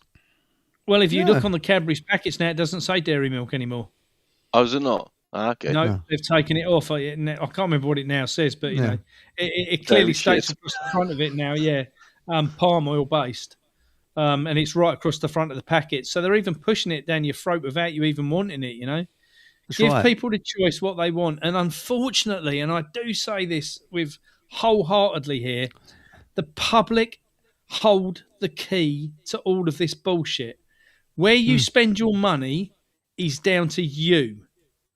Yeah. Stop going to supermarkets. Stop buying all the things what are bad for you, and just simply ask yourself the question: do I need this? Do I want this? Is it good for me? And you know, unfortunately, we have become so weak at making decisions. And I think, you know, whether that's through toxins in water, food, whatever it is, you know, the nation has become weak at even making decisions, let alone standing up for those decisions. Oh, bloody hell, yeah. Especially, I couldn't stop laughing when you said last night about kids. I shouldn't laugh because it's quite serious. About a kid that believes he's a cat, identifies as a bleeding cat, and I could just imagine him opening a tin of kitty cat for him. I like to see what happens at meal times. I mean, does he get down on the floor and sort of lap up the bleeding kitty cat or something? He has a pack of biscuits brought out to him. Yeah. Bloody hell. He comes to school with a tail tucked in the back of his trousers. The kids go and give him a pat every 20 minutes to make sure he's all right. And it's allowed. The parents think it's acceptable. The parents say, "Oh, we'll grow out of it." Give him a fucking slap. He's clearly... Yeah. I'd get a clout round the ear off if I behave like that when I was a kid. You imagine if I'd have said to my dad, if I'd have cuddled up to my dad, not that you ever did because that wasn't what we did, but oh no, no, never cuddled up with your dad when you were young. No, cuddle up to your mum, not your dad. If I'd have gone and cuddled up to my dad and gone meow, just imagine it. Oh, Dad, will you empty my litter tray for me, Dad? Because I've been a bad boy. Jesus. Yeah. I've taken a shit in it. I mean, what about the back of his trousers? You got like a sort of like a button there to make him look like a cat or something, or Well, his tail stitched on the back of his trousers. So what's the parents? I mean, surely I'd have the parents. They're promoting. I mean, this idea they can be gender fluid. Because you ain't telling me that the parents are mentally stable if they allow their child to go to school with a bloody tail. Precisely. I mean, the difference is, Chris, this is the difference. When we were kids, if you'd have gone to school with a tail on, your mates would have kicked you about round the car. Oh, bloody hell. They'd have took the piss out of you until you went home in tears, right? And we wouldn't have had that as kids. We wouldn't have dared to have gone to school like that. Oh, now, and lights, that's right. And light socks as well. Anything that like white socks, bloody Nora. You're a big clout round a bleeding hero. Oh, look, there's a right bleeding Nancy boy there. Yeah. Big girl's blouse shoe. What are you doing in white socks? Yeah. Now, instead of the kids taking the piss out of each other because they're not allowed, now what do? Go and give them a cuddle. Every 20 minutes, go and give them a pat on the head, honestly. You can imagine, like, if he did grow out of it. I mean, that'd be one hell of a thing to bring to the wedding, wouldn't it? Oh well. So, what tales have you got of your son then? Well, actually, tails is closer than you think. That's right. Yeah. It's just, but somebody said it's unbelievable, isn't it? Though, when you come to think about it, I mean. And just to show how far our planet is sinking into the abyss. Well, when the hospitals, that Anna, she said that her husband went in hospital, and they said, "Does he identify as a man?" And the NHS is going along with it. But I mean, Mike Mantis says, "Look at all the money in the cancer charities. Who's getting cured? More people are being diagnosed every day. It's a racket, and the reason why is because of the amount of sugar in that." And this is an interesting one. Sorry, very quickly. McDonald's Mark Manson said McDonald's toilets are where the chocolate milkshakes come. Yeah, we're laughing. It's probably bleeding true. It is. Yeah. That's why it tastes like shit. Just add flavouring, yeah. Oh. You saw what he's going to say, mate? Was it? That thing with the C research we were just talking about then. Yeah. If they were. Given how many billions they must get in donations, and all these people who do these marathons, and I'm doing this 10K for C research. Are they? If I was getting that amount of money coming in donations, I'm not going to turn around and say one day and say, you know something, we don't need any more donations. Thank you, we've cured it. Here's the answer, solved. And I had this guy. There was a chap in. Put yourself out of a job, isn't it? Yeah. Well, there was a chap up in our gym a while back, and he was from C research. And all I said to him, do you ever talk to any of your patients about things like deodorants that have got aluminium in them, or the mainstream like tampons which link to cervical cancer and all that, breast or cancer, the skin cancer is from sunblock. Oh no, we don't mention any of that. No. Well, then you can't be bothered about curing cancer, then, can you? You're telling people to stop vaping. Because that's the next one. I reckon that's another link in the 100%. Making people sterile. Vaping. The smell of that is bloody horrible smell. I was walking behind someone the other day. I was puffing away at one of those. Bloody hell. But the thing is, though, when people smoked cigarettes, they'd have a couple of smokes and they'd get rid of it, flick it away. And they wouldn't have another cigarette then, perhaps for half an hour or whatever. But these people nowadays, it's like following the steam locomotive down the road, the constant horrible stuff. Yeah, but they've made cigarettes addictive. Yeah, but they've made them addictive, and that's the thing. The chemicals they put in, because I think the tobacco, is I don't know, but I think it's perfectly okay. I mean, I know that nicotine. I know somebody. Who's into the business of that? That's Paul English, his knickknacks are bleeding good. I mean, I'm going to get some lemon ones, but nicotine, they say it's addictive. I don't find it addictive. It's like when I started drinking brake fluid, I could stop when I wanted. Very good. Nicotine's not addictive, is it? It's the chemicals. No. Well, look, we know in the 1920s and 1930s, they ploughed bloody billions into the chemical companies working with the cigarette companies to make them more addictive. And in the 1960s, when they realised they were losing the war because of cancer and everything else, and they had to blame it on something, they knew that they were going to blame it on cigarettes. So they started to tell people, well, you know, it's as a result of tobacco being such a bad thing. What they then did was took the scientists who produced the chemicals to put into the cigarettes and said to them, no, you're not out of a job. We want you to go and work in our food industry instead. So the very same people who made cigarettes addictive made food addictive. And that's well documented all over America. Oh, yes. And look at when they brought out ladies' nylons, the bloke who invented the nylons, you could see them towing a truck using these nylons that are so strong.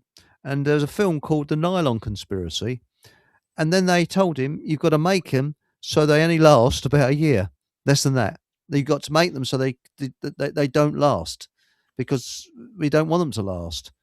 And that's the way it came from. But we've got here, Alice Gorgeous said Monsanto Tampax. Yeah, did you hear about Keir Starmer bought a Tampax? Bought a pocket, box, and he said, place an organ. He didn't have an organ, so he shoved it in his piano. Sorry. I still stand by my B&Q joke. I think that's a good one. Yes. Now, hang on, we got one up here. What was it? Exo. Do you think the British elite, he sent this to Warhead Rex, saw a religious alliance with early Mormons, or was it more a banker military type relationship of convenience? Who knows? I don't know. But, all I do know. But going back, I mean, to the way forward. Now, building communities and things like that. I mean, I'm going to take a leaf out of what somebody else said, their book, that is ignoring governments out of existence. Because I don't give a damn whether it's Labour, Conservative, Uncle Tom Cobley and all. They're not going to be able to do anything. They're just mouthpieces. They're just nothing more than clowns. That's all. I think the problem we've got, Chris, as we all realise, that nobody's coming to rescue us, only us. And unfortunately, if you look at the last 50 years of how the world's been governed and how communism's been slid in, everyone believes the state's going to come and rescue them. Oh, no, you don't need to worry about this. You know, I hear it all the time from people who are awake, allegedly, and say to me, oh, it's all right, the White Hats will rescue us. If you genuinely believe someone in the White Hat's coming to rescue you, you probably need someone in a white coat to come and assist you to somewhere special. You know? I agree. You know, it's just, there's no one coming to rescue us. This is down to us. This is only down to us. So I believe that, you know, when we went on the tour last year, and we started building the Food Finders Hub, which was to advertise farmers, growers, producers, butchers, bakers, greengrocers, fishmongers, all of that directly to the public, so the public knew where to buy food locally to them. And that's progressed. It's got 1,500 odd places on there now. It's building up nicely across the country. As a result, and there's even some in America in different places now. Now, as a result of that happening, I believe that I've made a difference, and I can tick my box too. We've made a start towards getting people to start knowing where to buy better quality food from. And as a result of that, 70,000 people now each week search that system to find places where to buy food. Now, even if only 7,000, 10% of them actually go somewhere and buy food at £50 a piece, that's 35 grand each week that is not going to supermarkets. So, in my reckoning, that's a win. Now, if we can just keep building that, you know, month on month, great. the radio station we've built, which obviously fftradio.com, which we're out on tonight, one of the channels we're out on tonight, as a result of us building that, and Paul English especially, who I thought was going to be on tonight, Paul especially, who's put hundreds of hours into the back office and background of that radio station. I am on. Oh, he's here. See, blow some smoke up someone's backside. They'll soon come out. And also, we need to know, it's called Nicotronic, isn't it? I didn't say we can get your... Not. I like Nicotronic, though. That sounds great. No, what's the name? I haven't got it. What is it? It's Nicotonic. Nicotonic, that's what it is. Because I haven't ordered the lemon. Tonic. That'd be a tonic for your knickers, wouldn't it? No, it's Nico, Nico, TONIC. It's kind of, it almost like reads the same way backwards as far as it doesn't. So it's not a palindrome. A palindrome of Nicotonic would be Kinoticanet. That's right. And you've got lemon, haven't you? What do you mean about Paul's knickknacks, Chris? I mean, I haven't ordered the lemon yet, and I might do that tomorrow. Is there any other flavours coming in? Because I'm going to get a lemon one. And what else is there you got? I think it's chocolate. No, they're in. I made that up. No, they ain't got chocolate, yeah. Lemon's fine. You're a bit of a lemon lover, aren't you, really? I like lemon, yes. And let's face it, I mean, Keir Starmer, he looks like the type of man that would suck a fisherman's friend, doesn't he? He probably has. Yeah, so vulgar. I was having a nice, peaceful evening with my cup of Earl Grey. What's vulgar about that? I heard the shout from Mark on the ethers, and like a genie, just rubbed a magic lamp and I turned up. No, I have been lurking for a bit. I see. So I've been a bit of a lurker. Yeah. So there we are. So that's it. So as you also come up with some sort of different flavours that you know, it's things like I don't know, sweaty foot. I don't think that's going to prove to be that popular, actually. No, Eric, yes. Postman's foot. Yeah. We need one called Tushy flavour. That would be our top seller. Yes. It's a good job this is not a family show. I think I've come to the wrong studio. That's a bit tongue-in-cheek, that one, isn't it?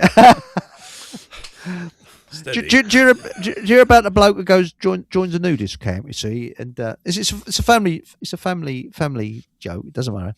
See, and he goes up to the bar there, and there's this beautiful barmaid, and well, a barman every time he goes past her, he licks a boob. You see, that's a bit strange, you know, and she's a bit of a bit bubbly. Oh yeah.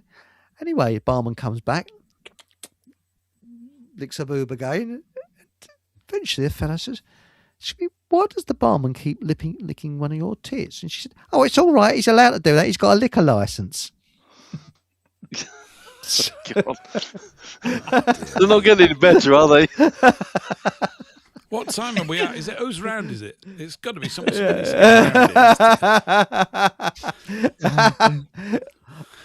Oh dear! I heard, Eric, that there's a shortage of piled cream at the moment. but the sufferers have said that they're not going to take it sitting down. So there you go. That's one for you. That's one for you. Eric's Christmas crackers. Seriously, Eric, you do need to do some Fockham Hall Christmas crackers with all these sorts of dad jokes, special vulgar edition, triple X, everyone's lewd. Yeah, absolutely. It'd be brilliant. Someone's nicked all the lavatory seats in the local police office, and the police have just got nothing to go on.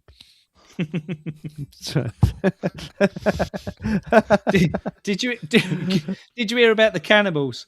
There was two cannibals, and they caught this guy, and they were going to eat him. And they both agree there's only one of them. They're going to start at the toes. So after about 5 minutes, one of them shouts across the other, and he says, "How you getting there?" And he says, "I'm having a ball." He says, "You bastard, you're eating too fast." Oh, I like that one. But then police you were talking about, Chris. Yeah. Didn't they have a problem with a load of dogs being stolen? And apparently they've got no leads. Oh, dear.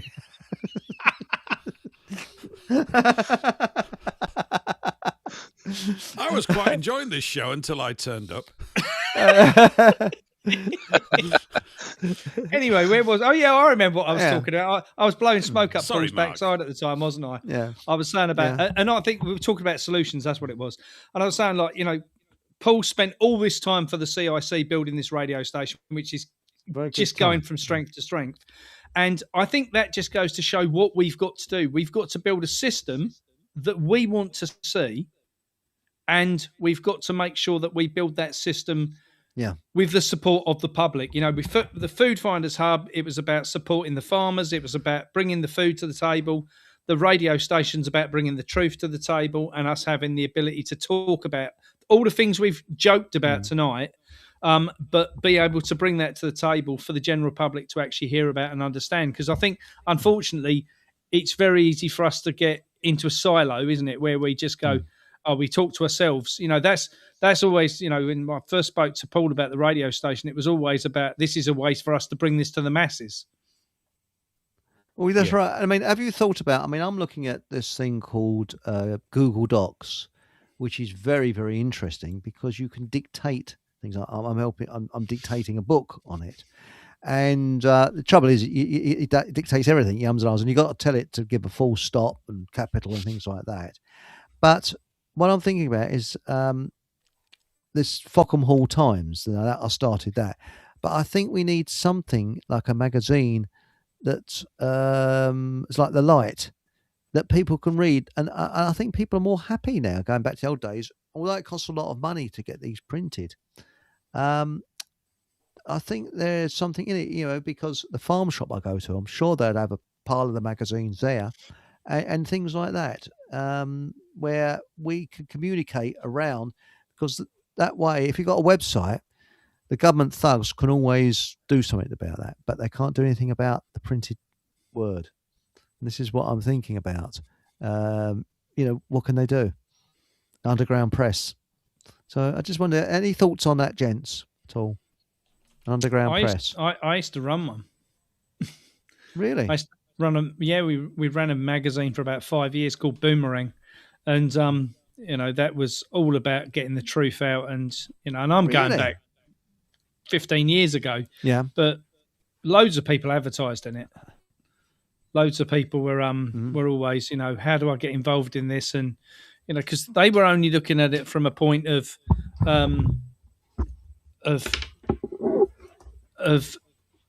being in a position of wanting to be involved in it because of what the money was going to, and the point it was getting the truth out, you know. And I think that's where we're going to get to the radio station as well. People are now starting to ask about advertising on there. You know, we've got to build a new platform for ourselves to be outside of the system. And I think that's the thing for me, is it's all good and well being inside the system, and we're never going to be able to get out of the system completely. That is the problem. No. You know, because if you need an ambulance or you need to go to hospital, you've got to be in the reality that you're back in the system. So, but I think for me, what it's about is being able to step out whenever I want to. Well, I've put a couple of people in touch with yourself. Well, I hope I have, from Shrewsbury Market, who I deal with when I use. There's a company called Corbetts who do.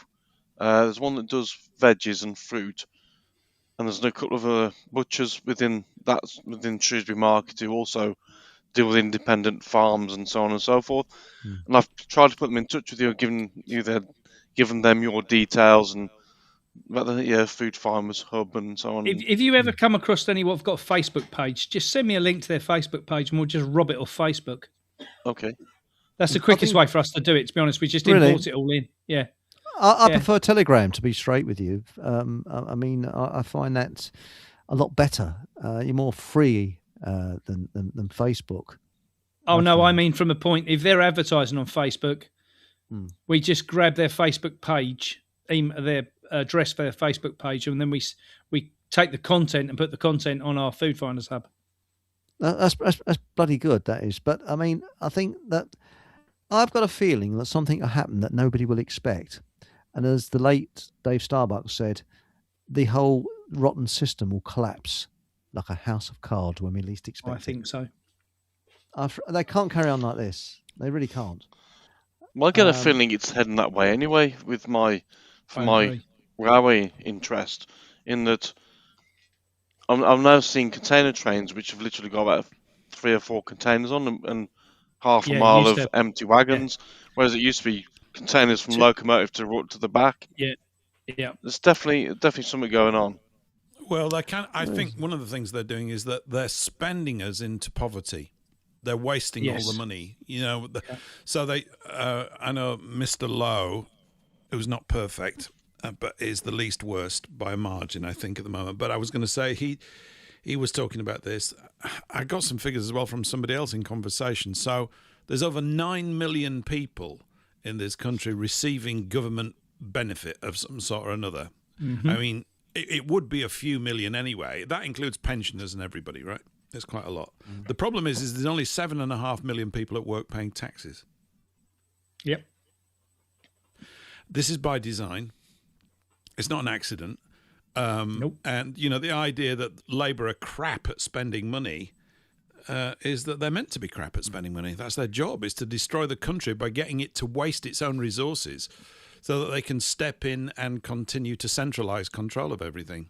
Yeah, that's really what it is. We've got an internal virus, and it starts off, unfortunately, I think, in these weak heads that are sitting on the shoulders of these politicians. They're not the only ones. There's absolutely tons of them. But you can't do that, irrespective of the fact that the banks are the great menace in all of this.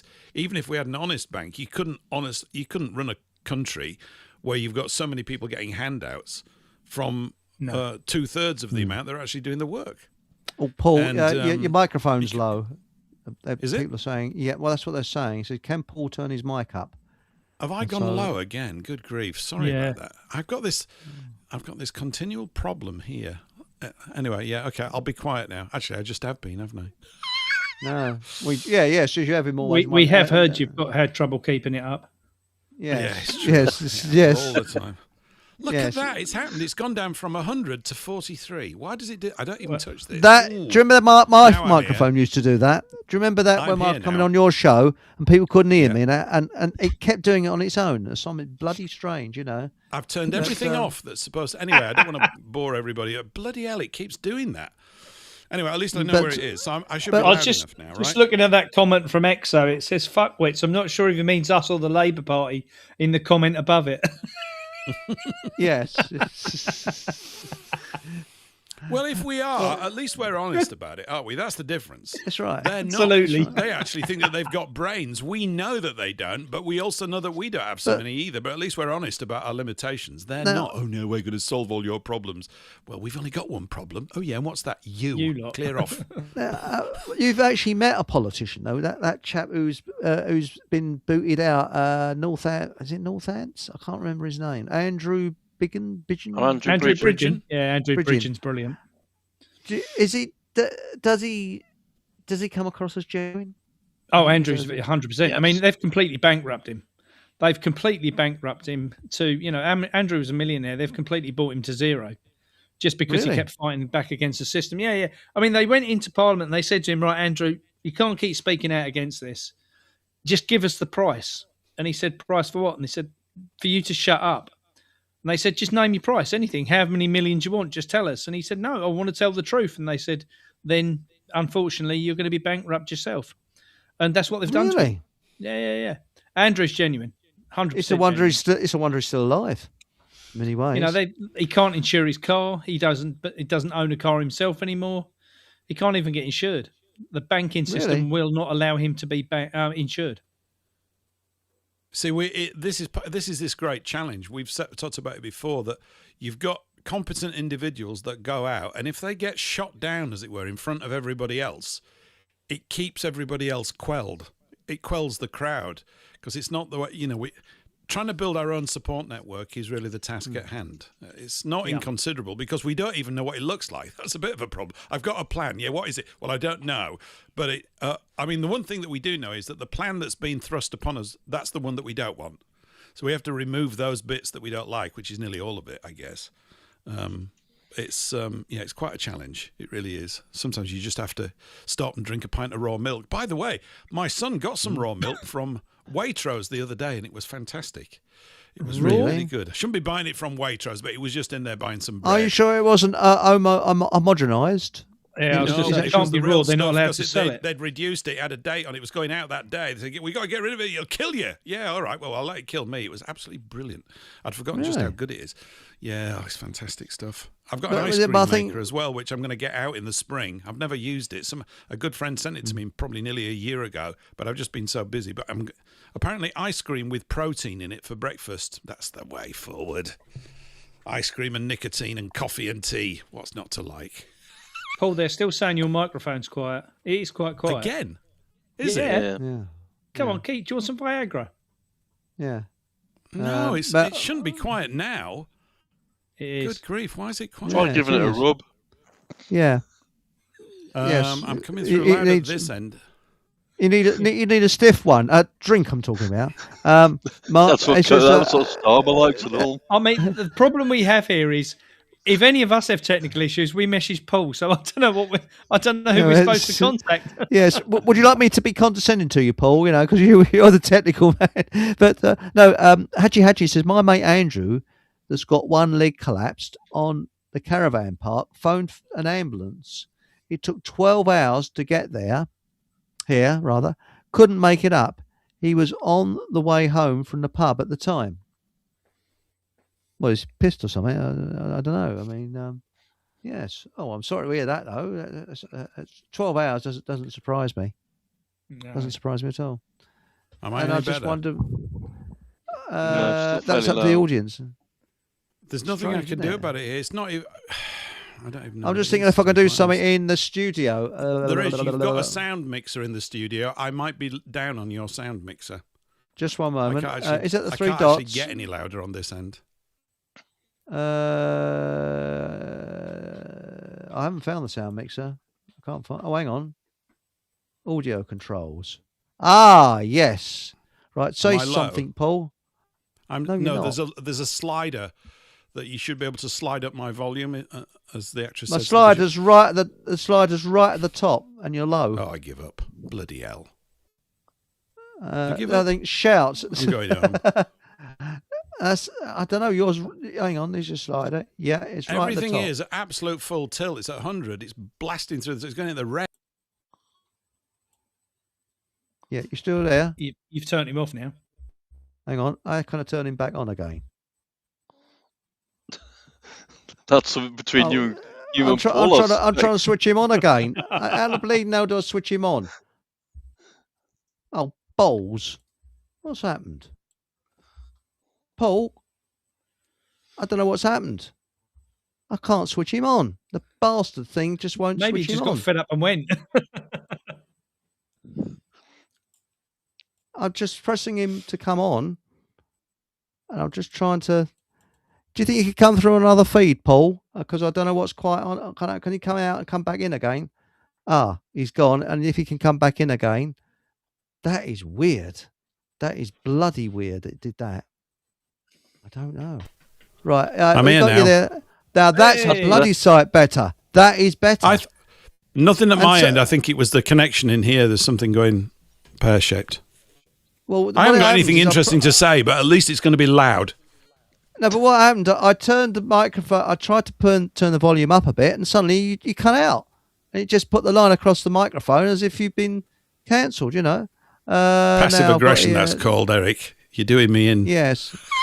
Anyway, you're nice and loud now. I'm wondering whether it was Rumble's software that's doing it. Yeah. It's a I bit think it's loud. Yeah, software. let's blame somebody else. It's always best. Yeah, yeah. That's what I do. It's their fault. It's like that when I got here. It's not my fault, mate. So someone said, "Was I it didn't do Eric?" it. Eric has edited our poll, and he said, and we've also got another. We've got what we Asperger's as Fudge says, loud and clear. Yes, it Good. sounds like a software problem. Yeah, my screen, Excellent. by the way, today switched itself off. Blue light, green light was flashing like this, like that for about 10 minutes, and it switched itself back on again. Don't know what the bleeding hell's going on. Who were? No. No, but we was talking about positive things we can do, and trying this Google Docs. It's very good, and we could do a magazine via that because you can do it really fast. You just dictate into it, so you could be doing a washing up or something like that, and you're dictating a book or whatever it is, or the magazine, a joke or anything you want. But so that's an idea. So can you actually get stuff printed very cheaply, Mark? Oh god, yeah. There's loads of places do cheap printing nowadays. I used to have my own printing presses, deliberately. Really? Yeah, Not Heidelberg, surely. I had a big Heidelberg 2-color printer. Really? At one point. So yeah, to do 4-color, I used to run everything twice. But yeah, I had a really cheap little leaflet printer at one point, which was just a one color thing, and it was so cheap it was ridiculous. It was, you could just print something off the computer, stick it under the screen like a photocopier, and it would run them like a printing press. It was brilliant. And you could do a single colour leaflet for pennies, literally.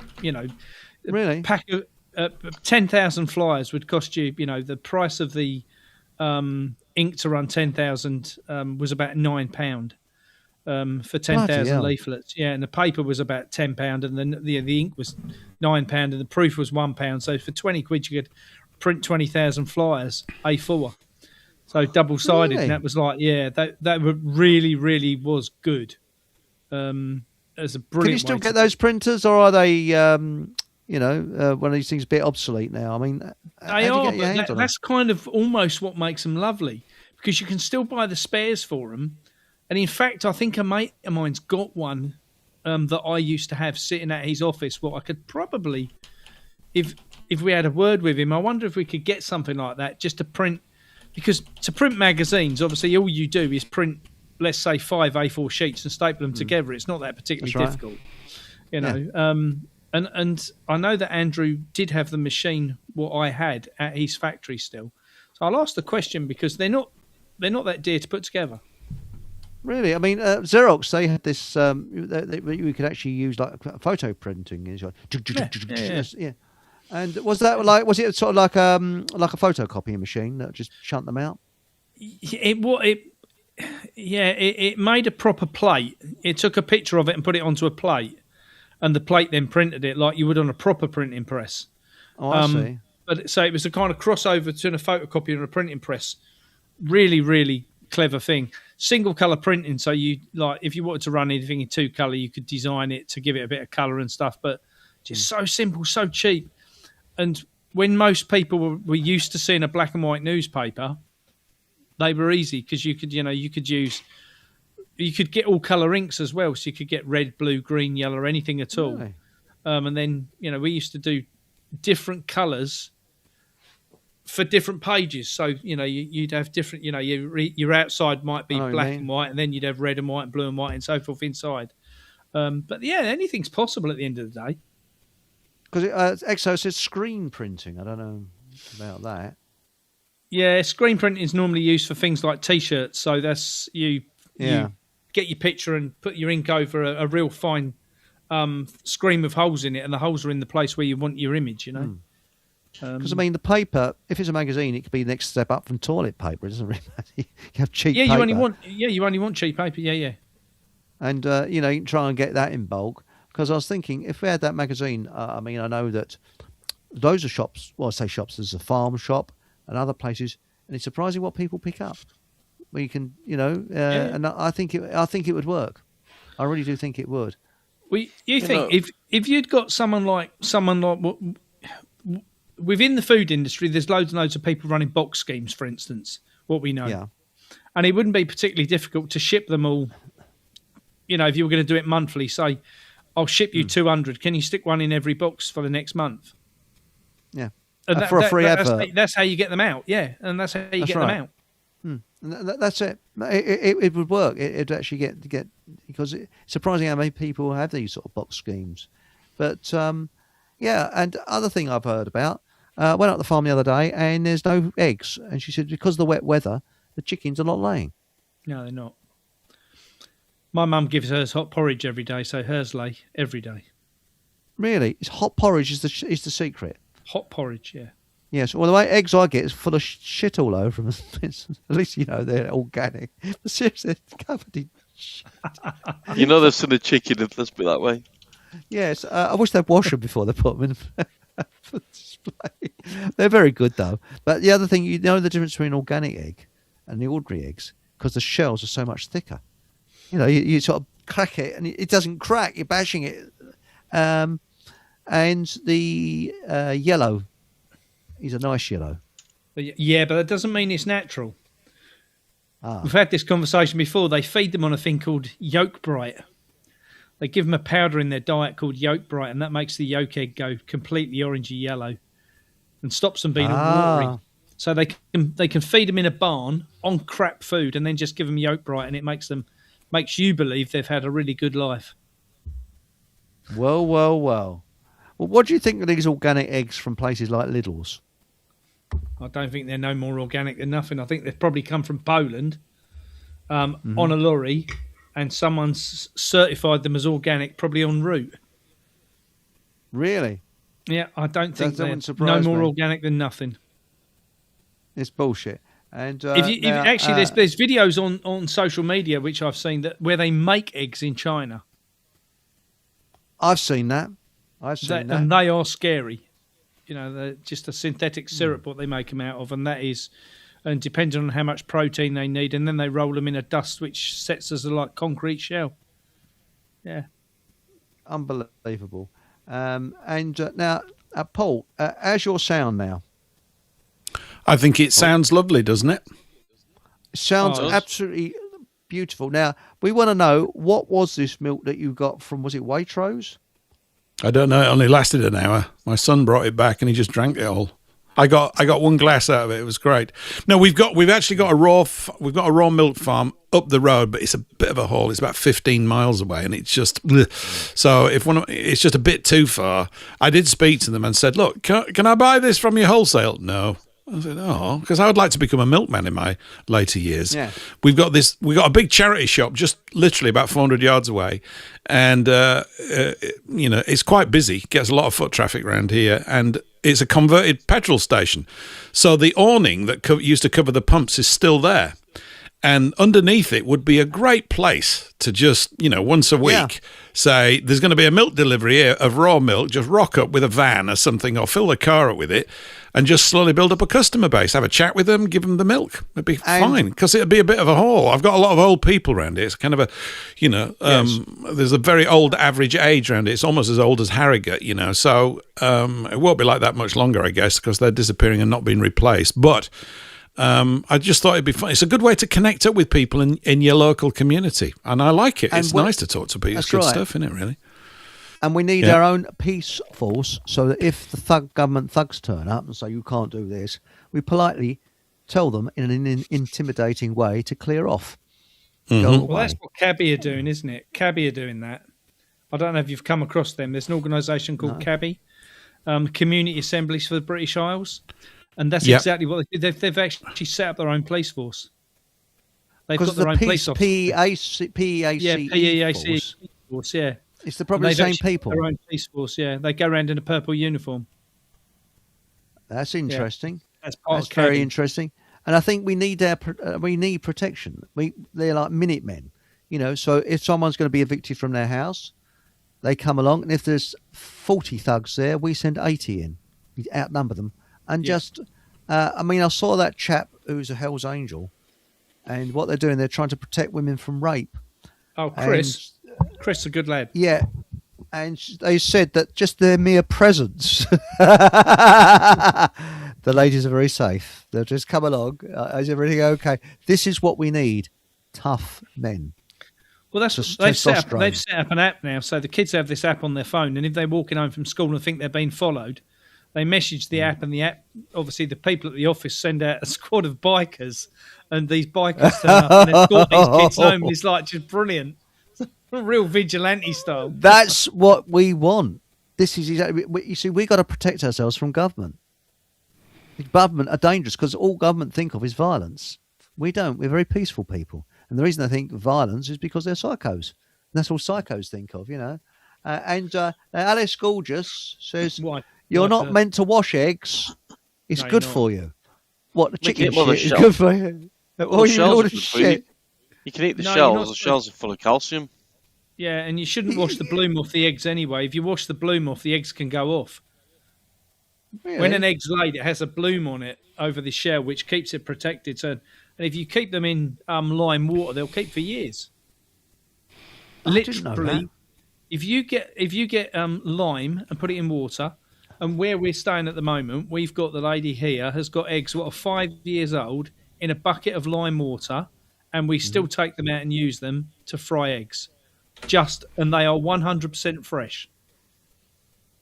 That's interesting. That's How very do you think they interesting. travelled across America when they were colonising all these countries? That's what they did. They took everything with them, and they took the bucket of limed water eggs with them, and that was how they survived.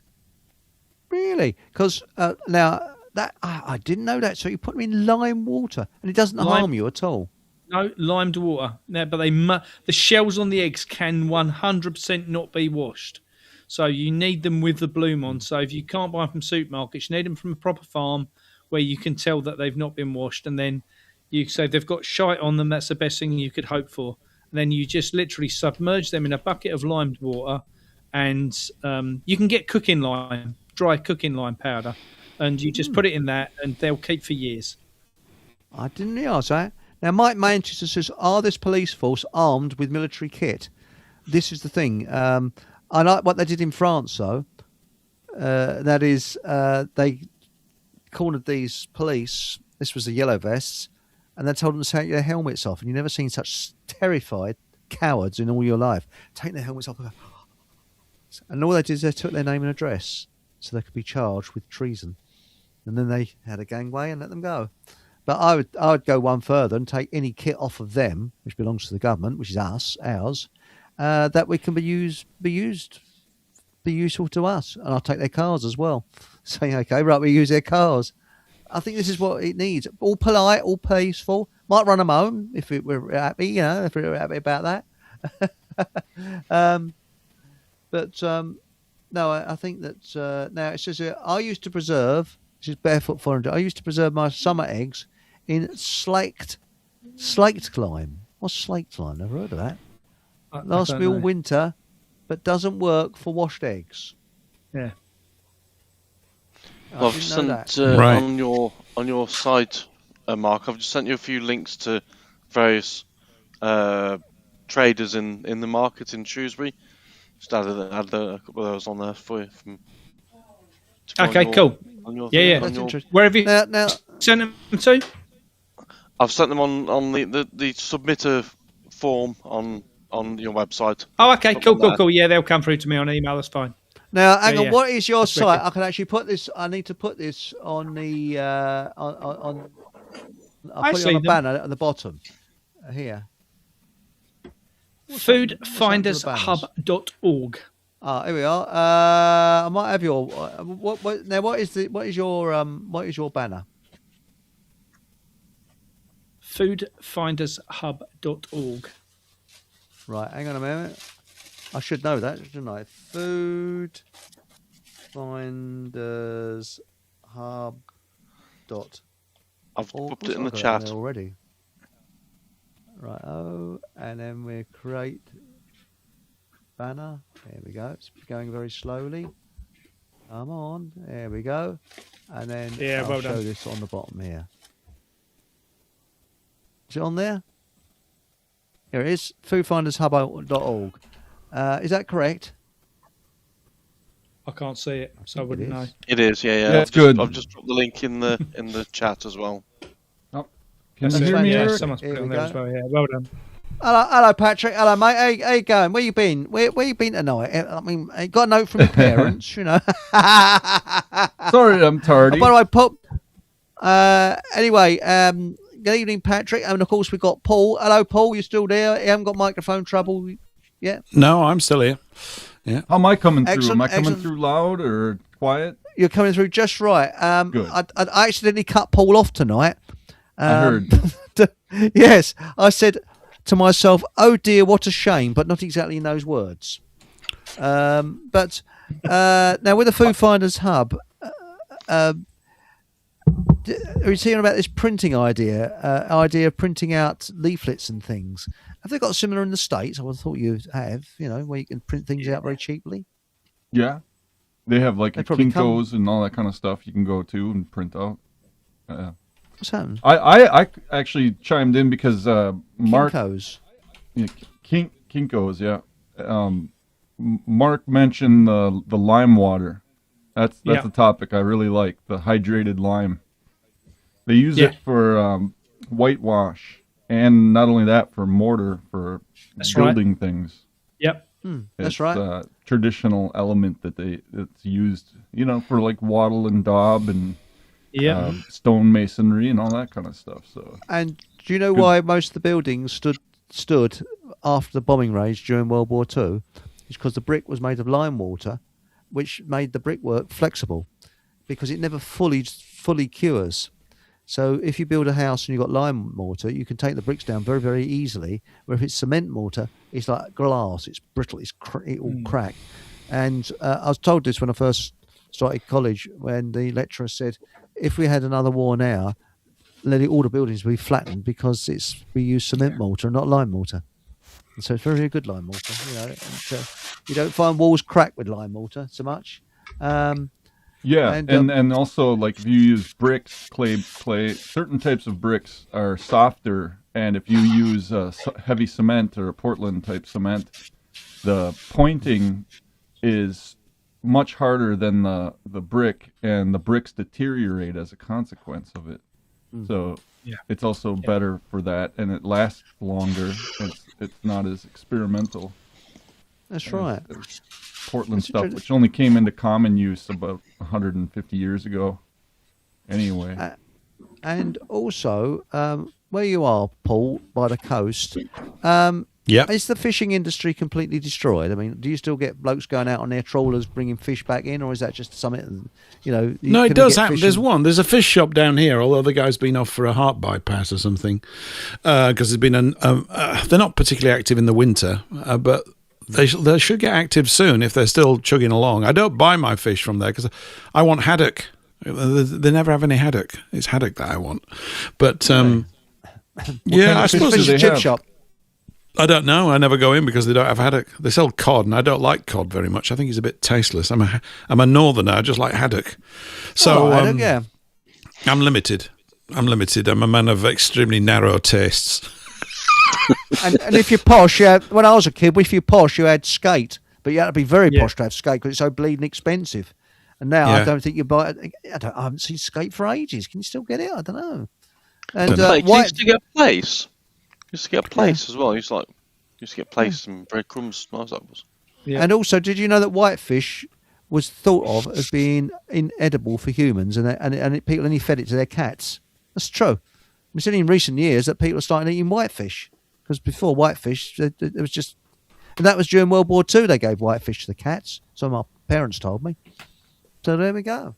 Not many people One know of the that. things I mentioned to Chris a while back with regards to the Food Finance Hub is the use of things like wool and being able to make merchandise using That's right. the wool off the sheep and so on and so forth. Obviously off sheep. Yeah. I don't know if that's I think an option. it's so many things which are undervalued now, isn't there? And what goes to waste. I mean, one of the most beautiful things to make compost out of is wool. Put it around the base of trees, and it just rots away at its own time. Over a couple of years, it will completely rot away, and it gives you warmth for the plant base. It keeps all the weeds down, and then eventually rots away. It's just absolutely fantastic.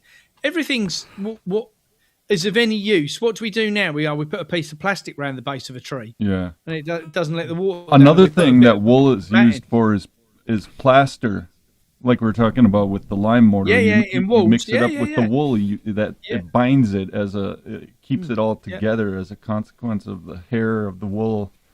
That's And right. the plasters later, And in days gone by, they used to use wool all the time in the walls. Well, they also used bales of hay in the Midwest, and then they plaster either side. And apparently the hay is so fresh, and it could be 100 years old. If they take a wall down, they could feed it to animals. It'd be perfectly okay. And these old ideas are fantastic. But the trouble is, I mean, today I thought about Whitney.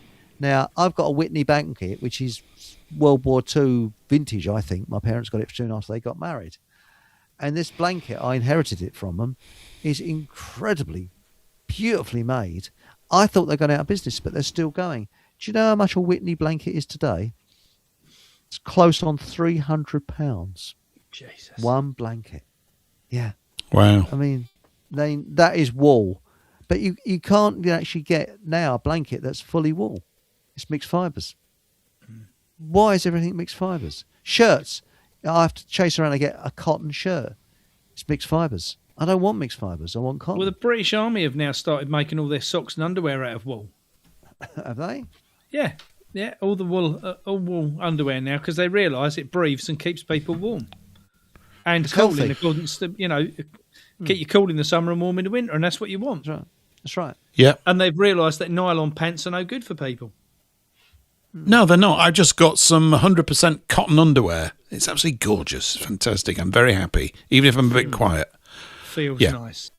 Yes. It's good. I It does. It's right. You've got to look after your nether regions. Somebody's got to. That's right. So why And, not? And I'll tell you something. I get my underwear from a place in Manchester where they make the granddad style underpants, and it's fantastically comfortable. 100% cotton, and they're not. I think they're imported from Pakistan or somewhere like that. But they're bloody well made. Really nice. New or use. Yes, well used. Yes, yes. It's funny. It's like they're very strange. That they got somewhat very artistic. They've got like this brown mark down the back of them. I don't quite understand what that's supposed to mean. It might be some Pakistani symbol or something. I just don't know quite what it is. Yes, you can buy them in they're multicoloured. You can buy them in white, yellow, and brown.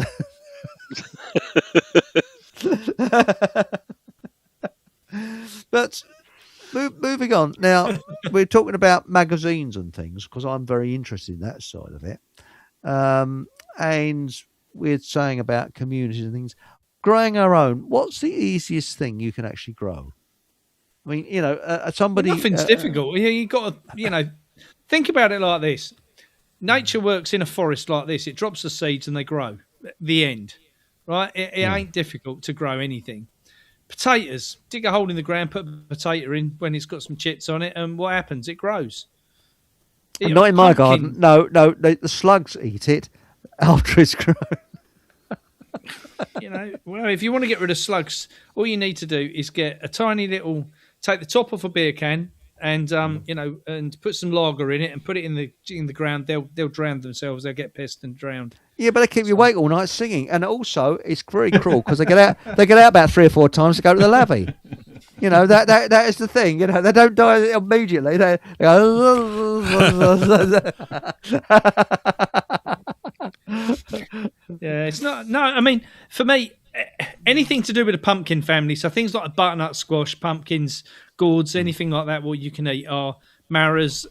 You get a lot of food in a very small space. So, if you put a pumpkin in, you'll get 3 or 4 pumpkins grow off of the one plant. And you get meals upon meals upon meals. And they keep for months and months and months. If you keep a pumpkin cold, dry, it will last for 6 months to a year. Really? And people need to start thinking, I believe, people need to start thinking more about what they're producing or not producing at home because, you don't want a very big garden to grow fruit and veg. You can soon grow in some pots, tubs, anything at all. I get what you mean. A little bit of guttering. Peas I'm going to start growing because I used to like peas. They're raw because they're beautiful and sweet. Grow them straight up a net and then they don't take up any room on the ground at all. They'll go straight up the side of a wall or, in the middle of a bed. Peas are brilliant. And I don't know where he grows his for spinach, but he says, Exo says, spinach is a piece of piss. Well, have you lost your taste buds or something? If it tastes like piss, I mean, or is it that the Alsatian's been cocking his leg up your spinach? So you never know. Might be. Yes, but I mean, tell you what I do. I get top of a carrot, I put it in water, a dish of water, and that grows some foliage. I cut the foliage off, and that goes into me salads. Yeah, you can eat that. And I grow my own celery from supermarket celery. And the celery is peppery. It's gorgeous. It really is. How about garlic? I've tried garlic. Garlic's easy. Yeah, I've done garlic. And trouble is, my ones weren't very big. I had a bit of a failure with my garlic, you know. At least the bleeding Yeah, but slugs then don't have they'll 'em. probably be really strong, so they'd be really garlicky. They either have lots of taste, Yeah. or lots of size. They have one or the other. Yes. We've and, got an absolute onion onslaught at the moment in the garden. Really? Yeah, they just started growing all over the place. We've just got onions everywhere. I don't know, wild onions. We've been burning fires at the end of the garden. The ash goes into the ground, doesn't it? And the ash is really good. You know, it's after forest fires and all that kind of stuff. Is it nitrogen or something that goes in? Anyway, there's an area about 3 yards by 3 yards that's just full of onions. It's just all green. I'm going, oh, I don't need to forget about the garden. Let's just let the onions take over. Attack of the onions, yeah. Right, brilliant. Aunt Sally's come up with one. Here we are. She says, what food grows best in a shaded garden? Shaded. Right. Any veg will grow in a shaded garden.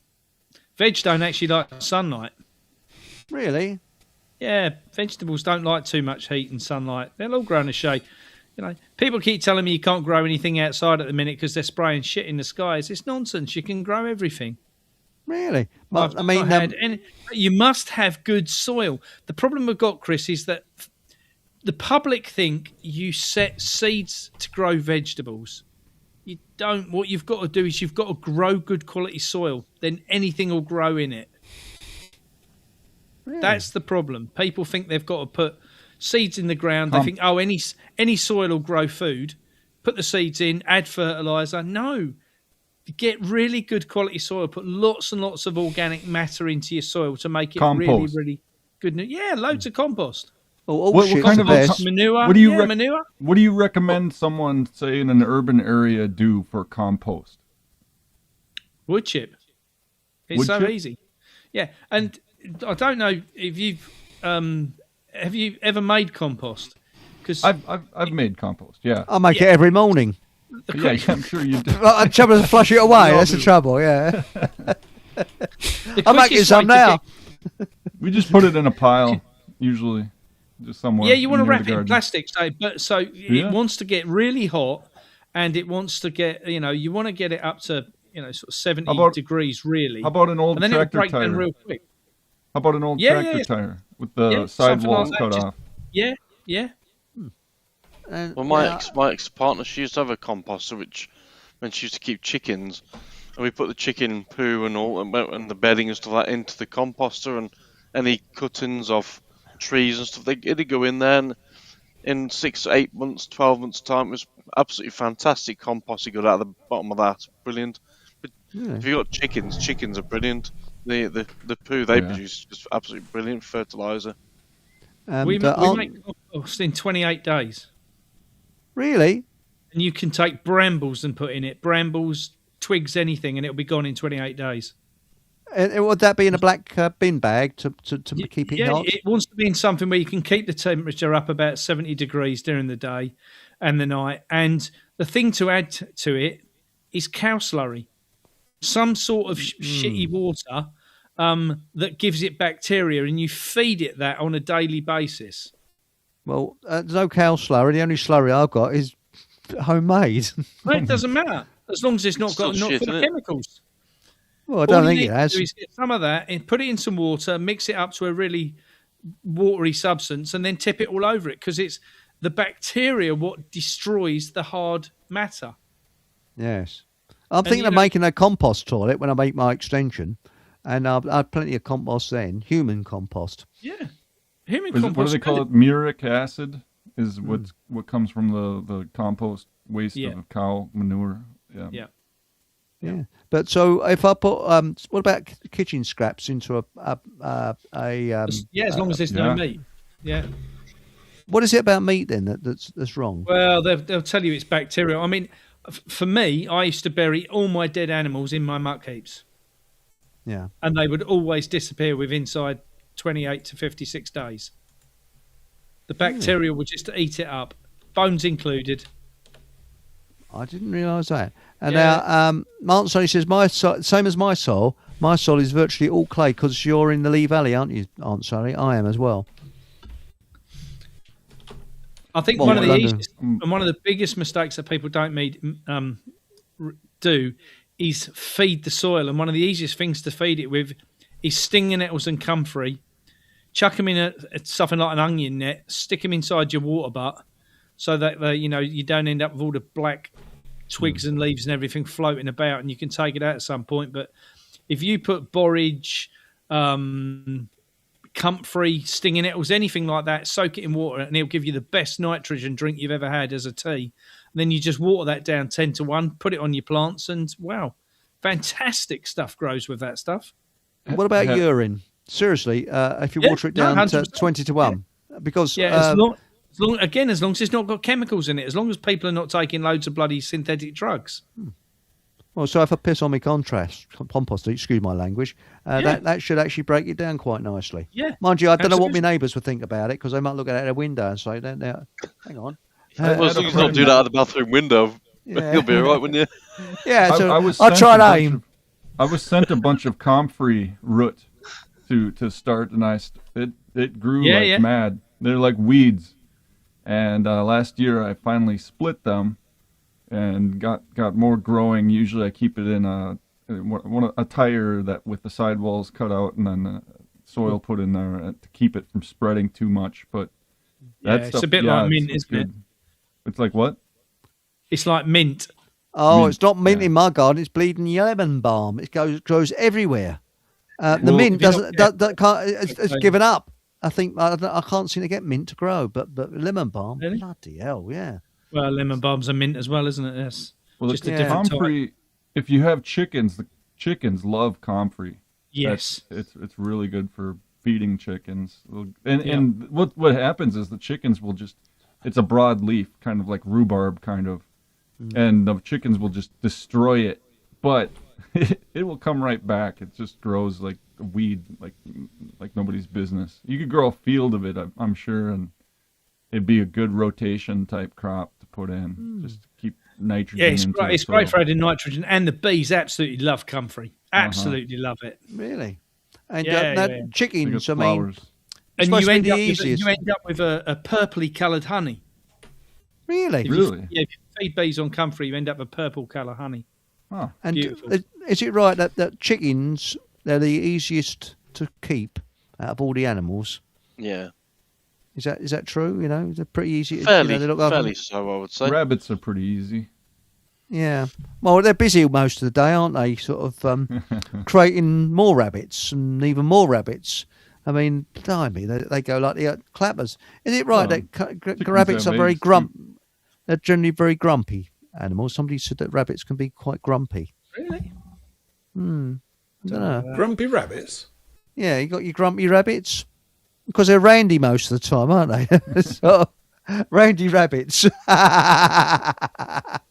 But no, there must. I mean, what if you was on a desert island, Mark, and you had to have one thing you can only grow? What would it be? Just one thing. One thing. I think it would probably be potatoes, because you can do so much with it. It's so versatile, isn't it? You can have jackets, you can have chips, you can have roast, baked, whatever. Make crisps. Yeah, I think potatoes. Yeah. I planted some potatoes last November. I think they're about probably right for eating now. I don't know, because it was all the foliage has grown off. And I found that they seem to last for ages in the soil. They will in buckets. Frost. That's the only problem. They might catch a frost if you leave them in.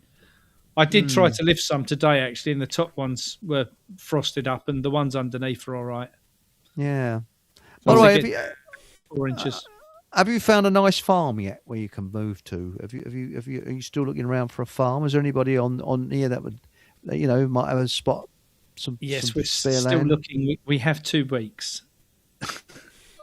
Is it seriously? Is it a bit desperate? I think we're heading to a friend's down in Somerset. I spoke to a friend yesterday who's give us consent to head to his. He's got a lot of small holding, which we're going to go down and I think stay with him for a while. Oh, I'm sorry to hear that. Yeah.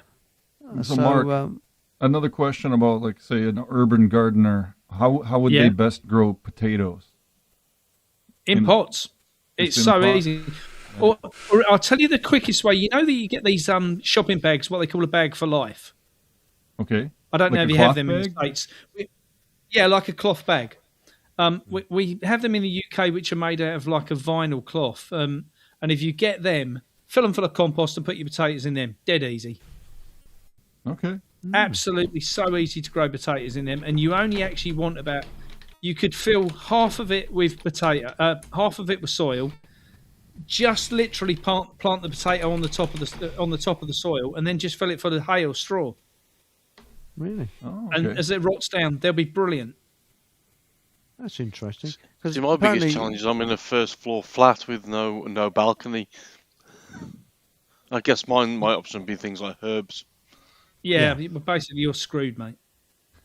Yeah. Cheers. But, is it right that I think Chris the gardener was saying that straw, slugs and snails can't stand it? No, they can't. They don't like straw. No, except for in my garden. They crawl across the bleeding straw in my garden. I don't know quite why. It's something. Eggshells are good for keeping. Just don't crunch them up too much. They're really good for keeping slugs away. Really? Apparently, lemon balm it's not too good for your thyroid or something. What's this? Allegedly, around women have low functioning thyroid, lack of iodine, and prevalence of fluoride. That blocks the iodine. Yes, and is a major problem. That's right, and it also calcifies the pineal gland. So, if you have fluoride, which is and that makes people so they can't see things. Correct. And did you know that Ireland is one of the most fluoridated countries in the world, and that's why they're not revolting like they used to. I mean that in the revolutionary sense, not in the revolting. You know, Irish people are very nice people. But no, seriously, I think that what we're doing here is a fantastic idea.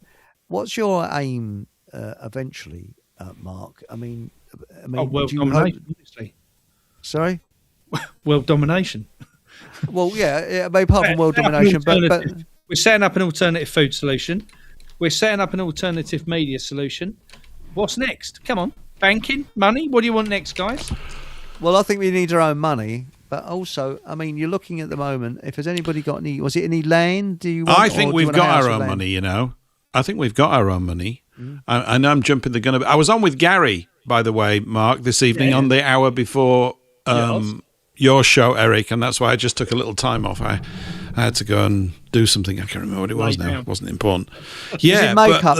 You was in makeup, wasn't you? I was in makeup for now because I needed to look good, and I had to also call up the engineer for my sound adjustment services because I was too quiet.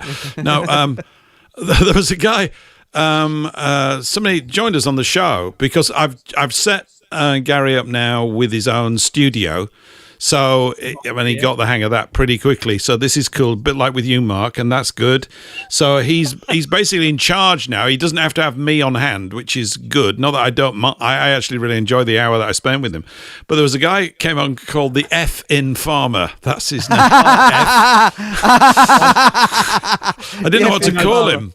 I know, Justin. I said, I said, do I call you F? Anyway, it was great. It was really, really good. And we were talking about this whole thing. So he is a farmer, I think, isn't he? He is, yeah. And he's using cryptocurrency to get it up and running. And we were just talking about the whole thing. And I think there's definitely a pathway through. I think we've got to sort of come at it on every single front that we can find people to act on it. We've got to act. And I think it's the thing about we got to talk. There's never going to be any shortage of that, right? But you know, if you're a salesman or if you've ever had to sort of, I don't know, sell an idea, you can talk about it, but it's actually best to just show them what it is that you want them that you think that they might get value out of buying. Do you want me to tell you the entire history of photocopiers and what the plastic's made out? I can give you the name of the man in Japan who actually... Shut up. Look, you go, oh, this is a photocopy, it does this. Go on, play with it. And as soon as people can touch it and feel it and see it and do it, you cut all that crap out because people instantly identify whether they need it or not. It's completely obvious. You know, in fact, good salesmen don't really sell anything to people that they don't want. They basically put stuff in front of them and let them decide to do it. I remember reading this thing about a really fantastic salesman, car salesman somewhere in the States, and you think, oh my God, you know, it's like the worst case scenario. I've got to sell cars. He didn't start off successful, but as the years went by and he was retained, he became immensely successful. People would come in the showroom, they go, say, what are you looking for? And they'd say this. And he'd look around and he'd say, we don't have a car like that. He said, you want to go down to, and he said, go down to this garage. They sell Toyotas or whatever. He said, you want to look for one of those? That's what you want. They said, really? He said, yeah. So they'd go away. This went on for a long time, right? He's not selling too many cars to start off with, but people came to trust him because all he was doing is providing completely accurate information. You don't want that. I always remember when you're trying to sort of bend someone's will because the company needs you to get a sale. It's revolting. It's all that stuff. It's just pointless. It's completely mad. So that's really what, kind of what we have to do. I think we've identified the need. Everybody's pissed off. Everything that the government does, everything is harmful to us. There's not one thing that they do at the moment that is at all constructive in any way. I think there's going to be room for people to communicate in the political space. I think Rupert Lowe's little thing's fantastic. I know I sound like a fanboy. It's unavoidable. He's come. I've already had things sent to me. It's very funny. He said some silly things. He's completely in support of Israel. What can you do? I'm trying to think of one politician in there that isn't. Do you know what I mean? They're all sort of like, no, you've got to say that all the time. But many of the other things he's talking about are needed. So I kind of view him, hopefully, maybe as an event that could yield up a good bit of stuff. I'm not a political animal in that sense, but the problem, as we've said before, the problem is we end up being governed by people who are, and they're the worst of us. There's no two ways about it. Overall, generally, they are the worst of us. They're the most self-centered, useless buggers on the face of the earth. Everybody talks about it, but we've got to get them out of our life. So, but do we need to have our own money? Though? No, but I think Pardon? we don't need government. That's the thing. I guess it all depends what you mean by that. Yeah, maybe it depends what we mean by that word. I think if we talk about ever expanding government, no, we don't. And that's generally what you always get, isn't it? It expands. So you say, what was it? Ronald Reagan said some good things, but I mean, it's a bit rich coming from that country. But he said, that the government, I don't know whether he said that, but the government is best that which governs the least. This is true, which is the smallest and which doesn't have its hands in people's pockets. Well, what we've got really is communism. That's right. Yeah. The most frightening sentence in the human language is, I'm from the government and I'm here to help you. That is the most frightening sentence, he said, and he was spot on. We don't want government. We don't need government because. But if you think about what we're doing with these projects or any project that you've been involved with, right? Anything. I'm just talking about human beings. Forget even about just getting together in a group and doing something. Like we said before, if we're out on a farm tomorrow, if us four were dropped off on a farm, Mark's in charge. Right. That's it. Cool. I mean, Mark's in charge because I wouldn't know one end of a farm animal from another. But that's natural. But he is. So basically, hang on a moment. But that is natural. What I'm saying is that is government. Someone is going to govern the decisions made by the group. It is. All it means is to govern your mind. On that level, it means you've got willpower. You're going to exercise it. The more conscious you are, the better your decisions are going to be. And that's part of life. And it's always like that for everybody. It's like it all depends what the context is. What we're talking about, maybe I'm being too smart for my own good. What we're saying is the reason why we don't need them is that it's self-evident that we actually solved nearly all the problems a long time ago. And the reason they're getting worse is because of government, which is interfering with them to continue justifying why it needs to exist. It had its sell-by date a long time ago, and they won't go away because they get paid. They've come up with tactics to ensure that they're ensconced in the system, and they've got these great allies, the bankers, who ultimately control them. Yes, but I think what you're talking about there is sorry, carry on, mate. It's okay. I guess I think you'd have, perhaps not necessarily government, but you'd have somebody. Obviously, Mark's brilliant at farming, so obviously his skill set would be the one to tell us how we need to do that best. So you base your leader, if that's the right term, based on the skills, circumstances. Yeah. You base it on your situation, don't you? People behave really well when they're in a good environment and really badly when they're not. I agree with you. And we're all like that. The best teams I've worked in is where the person who's leading isn't the leader. That sounds a bit weird. He kind of like runs things, but he doesn't stand out. Now, for example, what you were talking about earlier is an organic and natural thing. So, for example, we'd need Mark to show us what to do. So he would be naturally there, and we would form a community naturally because we would do it out of choosing. But with a government would send some arsehole along, probably from Westminster, you've never met, who probably doesn't bond with anybody, don't get on with, who just that's the difference. Government imposes a leader. It's a mature disease. It's a mature disease of so-called civilization. Like if everybody here, and everybody's listening on the show, and we're all dropped off on an island that's got fertile arable land, but no way of us dealing with it. We all look at Mark and go, right, where do we start? He goes, this, and this, and we just get to it. No, if somebody turns around and says, I know more than Mark, but you're a plumber, mate. It's ridiculous. In small groups, it becomes self-evident very, very quickly where your allegiance should lie, if that's the right word. It's like I've said, if we're on the top of a mountain and it crashes and we've got to get off, and one bloke stands up and says, I know these mountains like the back of my hands, he's in charge. He's the government, as it were, for getting back. So there's two ways. But it's natural. Yeah, it is. It's not imposed. We're using government as this institution, this cultural decay thing. But I'm just simply saying that leadership naturally occurs, and because it can't not occur. It's like that guy's the captain of the football team. Why? Well, because he's been playing for 5 years, and every time he's in charge, we play better. And the manager has decided that you don't like it. Well, you'll have to go play for another team because this guy's running the show. Someone's got to be in charge when we work as teams. But it's natural. But if it was the government, you'd have to do as that person says, whether you like it or you don't. Whereas, sometimes life is like natural, that anyway. You can just walk away. Like, for example, if he was on a desert island and someone said, "I disagree with what Mark's saying," they would say, "Well, sod off, go to the other side of the island, plant your own crop, whatever you want to do." We have it as it should be, where we just have a discussion and decide. Actually, you are right. Well, you can't do that if they've got pink and blue hair. God alive. Oh no! Sometimes you can't have a discussion. Sometimes though, you can't have a discussion. You don't. I'm not trying to be devil's advocate here. I'm not arguing for the institutionalized government that we've got because it's a rotten, diseased thing. Absolutely. But if we are on that island and then suddenly someone comes back and says, we thought we were the only people on this island. Yeah.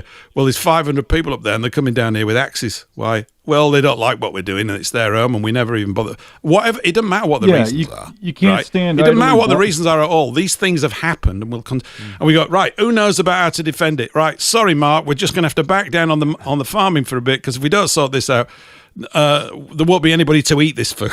We won't have any functioning human beings, or whatever. It just changes under circumstances. It's called life, isn't it? It's but then guess who steps up to the plate? Survival Steve. He's a military man. Yeah. He knows exactly what to do. He'll tell us what to do. I mean, I tell you something. If he went into battle, I'd want him leading you in. I tell you that you'd have a bleeding better chance with him leading you in than anything else, wouldn't you? Yeah, and in the end, I suppose these they're all based on self-interest. Like, because it's unavoidable. Like, we're all self-interested in eating 2 or 3 meals a day or whatever we've got to do. And we were all quite interested in eating better food because we know that the quality of our life and our aliveness will go up. And we're attracted to that quite naturally. It's unavoidable unless you've got a death wish. I'm talking about a situation that hopefully none of us will ever face, really, but it has happened. I mean, what about those rugby players in Argentina that crashed into that mountain? They had to eat one another. Oh, yes. That's right. Somebody had to make a decision to do that. And they're all looking around. And one guy finally said, listen, those pilots are dead down there and I'm starving. And another guy said, oh, I'm glad you said it. Like everybody's waiting for the first person to say, said, I've been thinking the same thing. So they stayed alive because it's a revolting sort of prospect. But unfortunately, if you look at sort of shipwrecks and things like this, holy moly, touch wood, we're never in a situation like that. But 2 of those blokes answered to the other one, how are we going to share the body out? So one said, well, when I lived in England, I lived in Liverpool and supported Hartlepool Football Club, so I'll have the liver and the heart. And the other one said, well, I lived in Cockfosters and supported Arsenal, but I don't feel very hungry at the moment. Yeah, even those Argentinian rugby players are always cracking jokes halfway up the bloody mountains. I'm laughing. I've heard it myself. I've heard it before. But you're right there. But the thing is that So you're sort of hoping to move to what is your ultimate goal? Are you looking for a house with land? That's the thing. Yes. Mark? Yeah, ideally. Yeah. Of course. Yeah. We've definitely got to start growing more food than we do, and I know I'm good at that, so it seems rude for me not to do it. And on the other side, I think that I need to now start, showing other people how to do it as well. I think that's key to where we're going. Sorry, I didn't mean to chime in, but what's happened to your mobile shop? Is that sort of parked up somewhere? No, that's all closed down because once my cousin took the farm over, he wouldn't really support his sister who was running it, and sadly it got closed down. So, but once we get somewhere else, we'll soon put a shop back together. That's easy. Because that trouble is, it was just too far to go and get me veg and stuff. It's great. Yeah, and, we've got to see more of these arriving across the countryside. That's the important thing. As more farmers start to realise they can produce real good quality food again, and that it's profitable to do so, then we're going to start to see more and more of these farms popping up. That's what I think they can actually get cheaper than supermarkets. Easy. I'm pretty sure they can. It's all scalable. They've all got to work with each other. One grows the potatoes, one grows the carrots, one grows the onions, and they bring it all together and then sell it all around their area. That's what they need. And there's this electroculture. I mean, you can grow vegetables.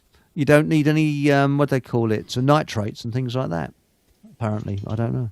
Yeah, what the electroculture is really good at is expanding the nutrition of the ground. So if you've got good quality soil and then you put electroculture to it, you then get really good soil. It's like it's on speed. Not that I've ever taken it, but I've heard it's quite good stuff. So I think what you end up with is with the electroculture, you can get really good energy into the food, and that's what we now need to start seeing, more nutritional food available to people. Now, I've got to tell you now, in a minute's time, we're going to be saying goodbye to Food for Thought Radio. So there's going to be something, it comes in at 22:57 and we're at 22:56 at the moment. So any minute now, we should cut in. And we'll still be on Rumble, we'll still be on YouTube and Facebook, but we'll be leaving Food for Thought Radio, who's been with us for the last 3 hours. And Paul should know all about that because he set it all up. So, Paul, thanks, mate, for setting that all up. It's fantastic. It really works well. I'm going to need to head off. That's okay. Okay. Me too. Yeah, I'll head off at the end of the show. But thank you, Eric. And I will be because I'm very, very. Here it is. Bye, everyone. Bye.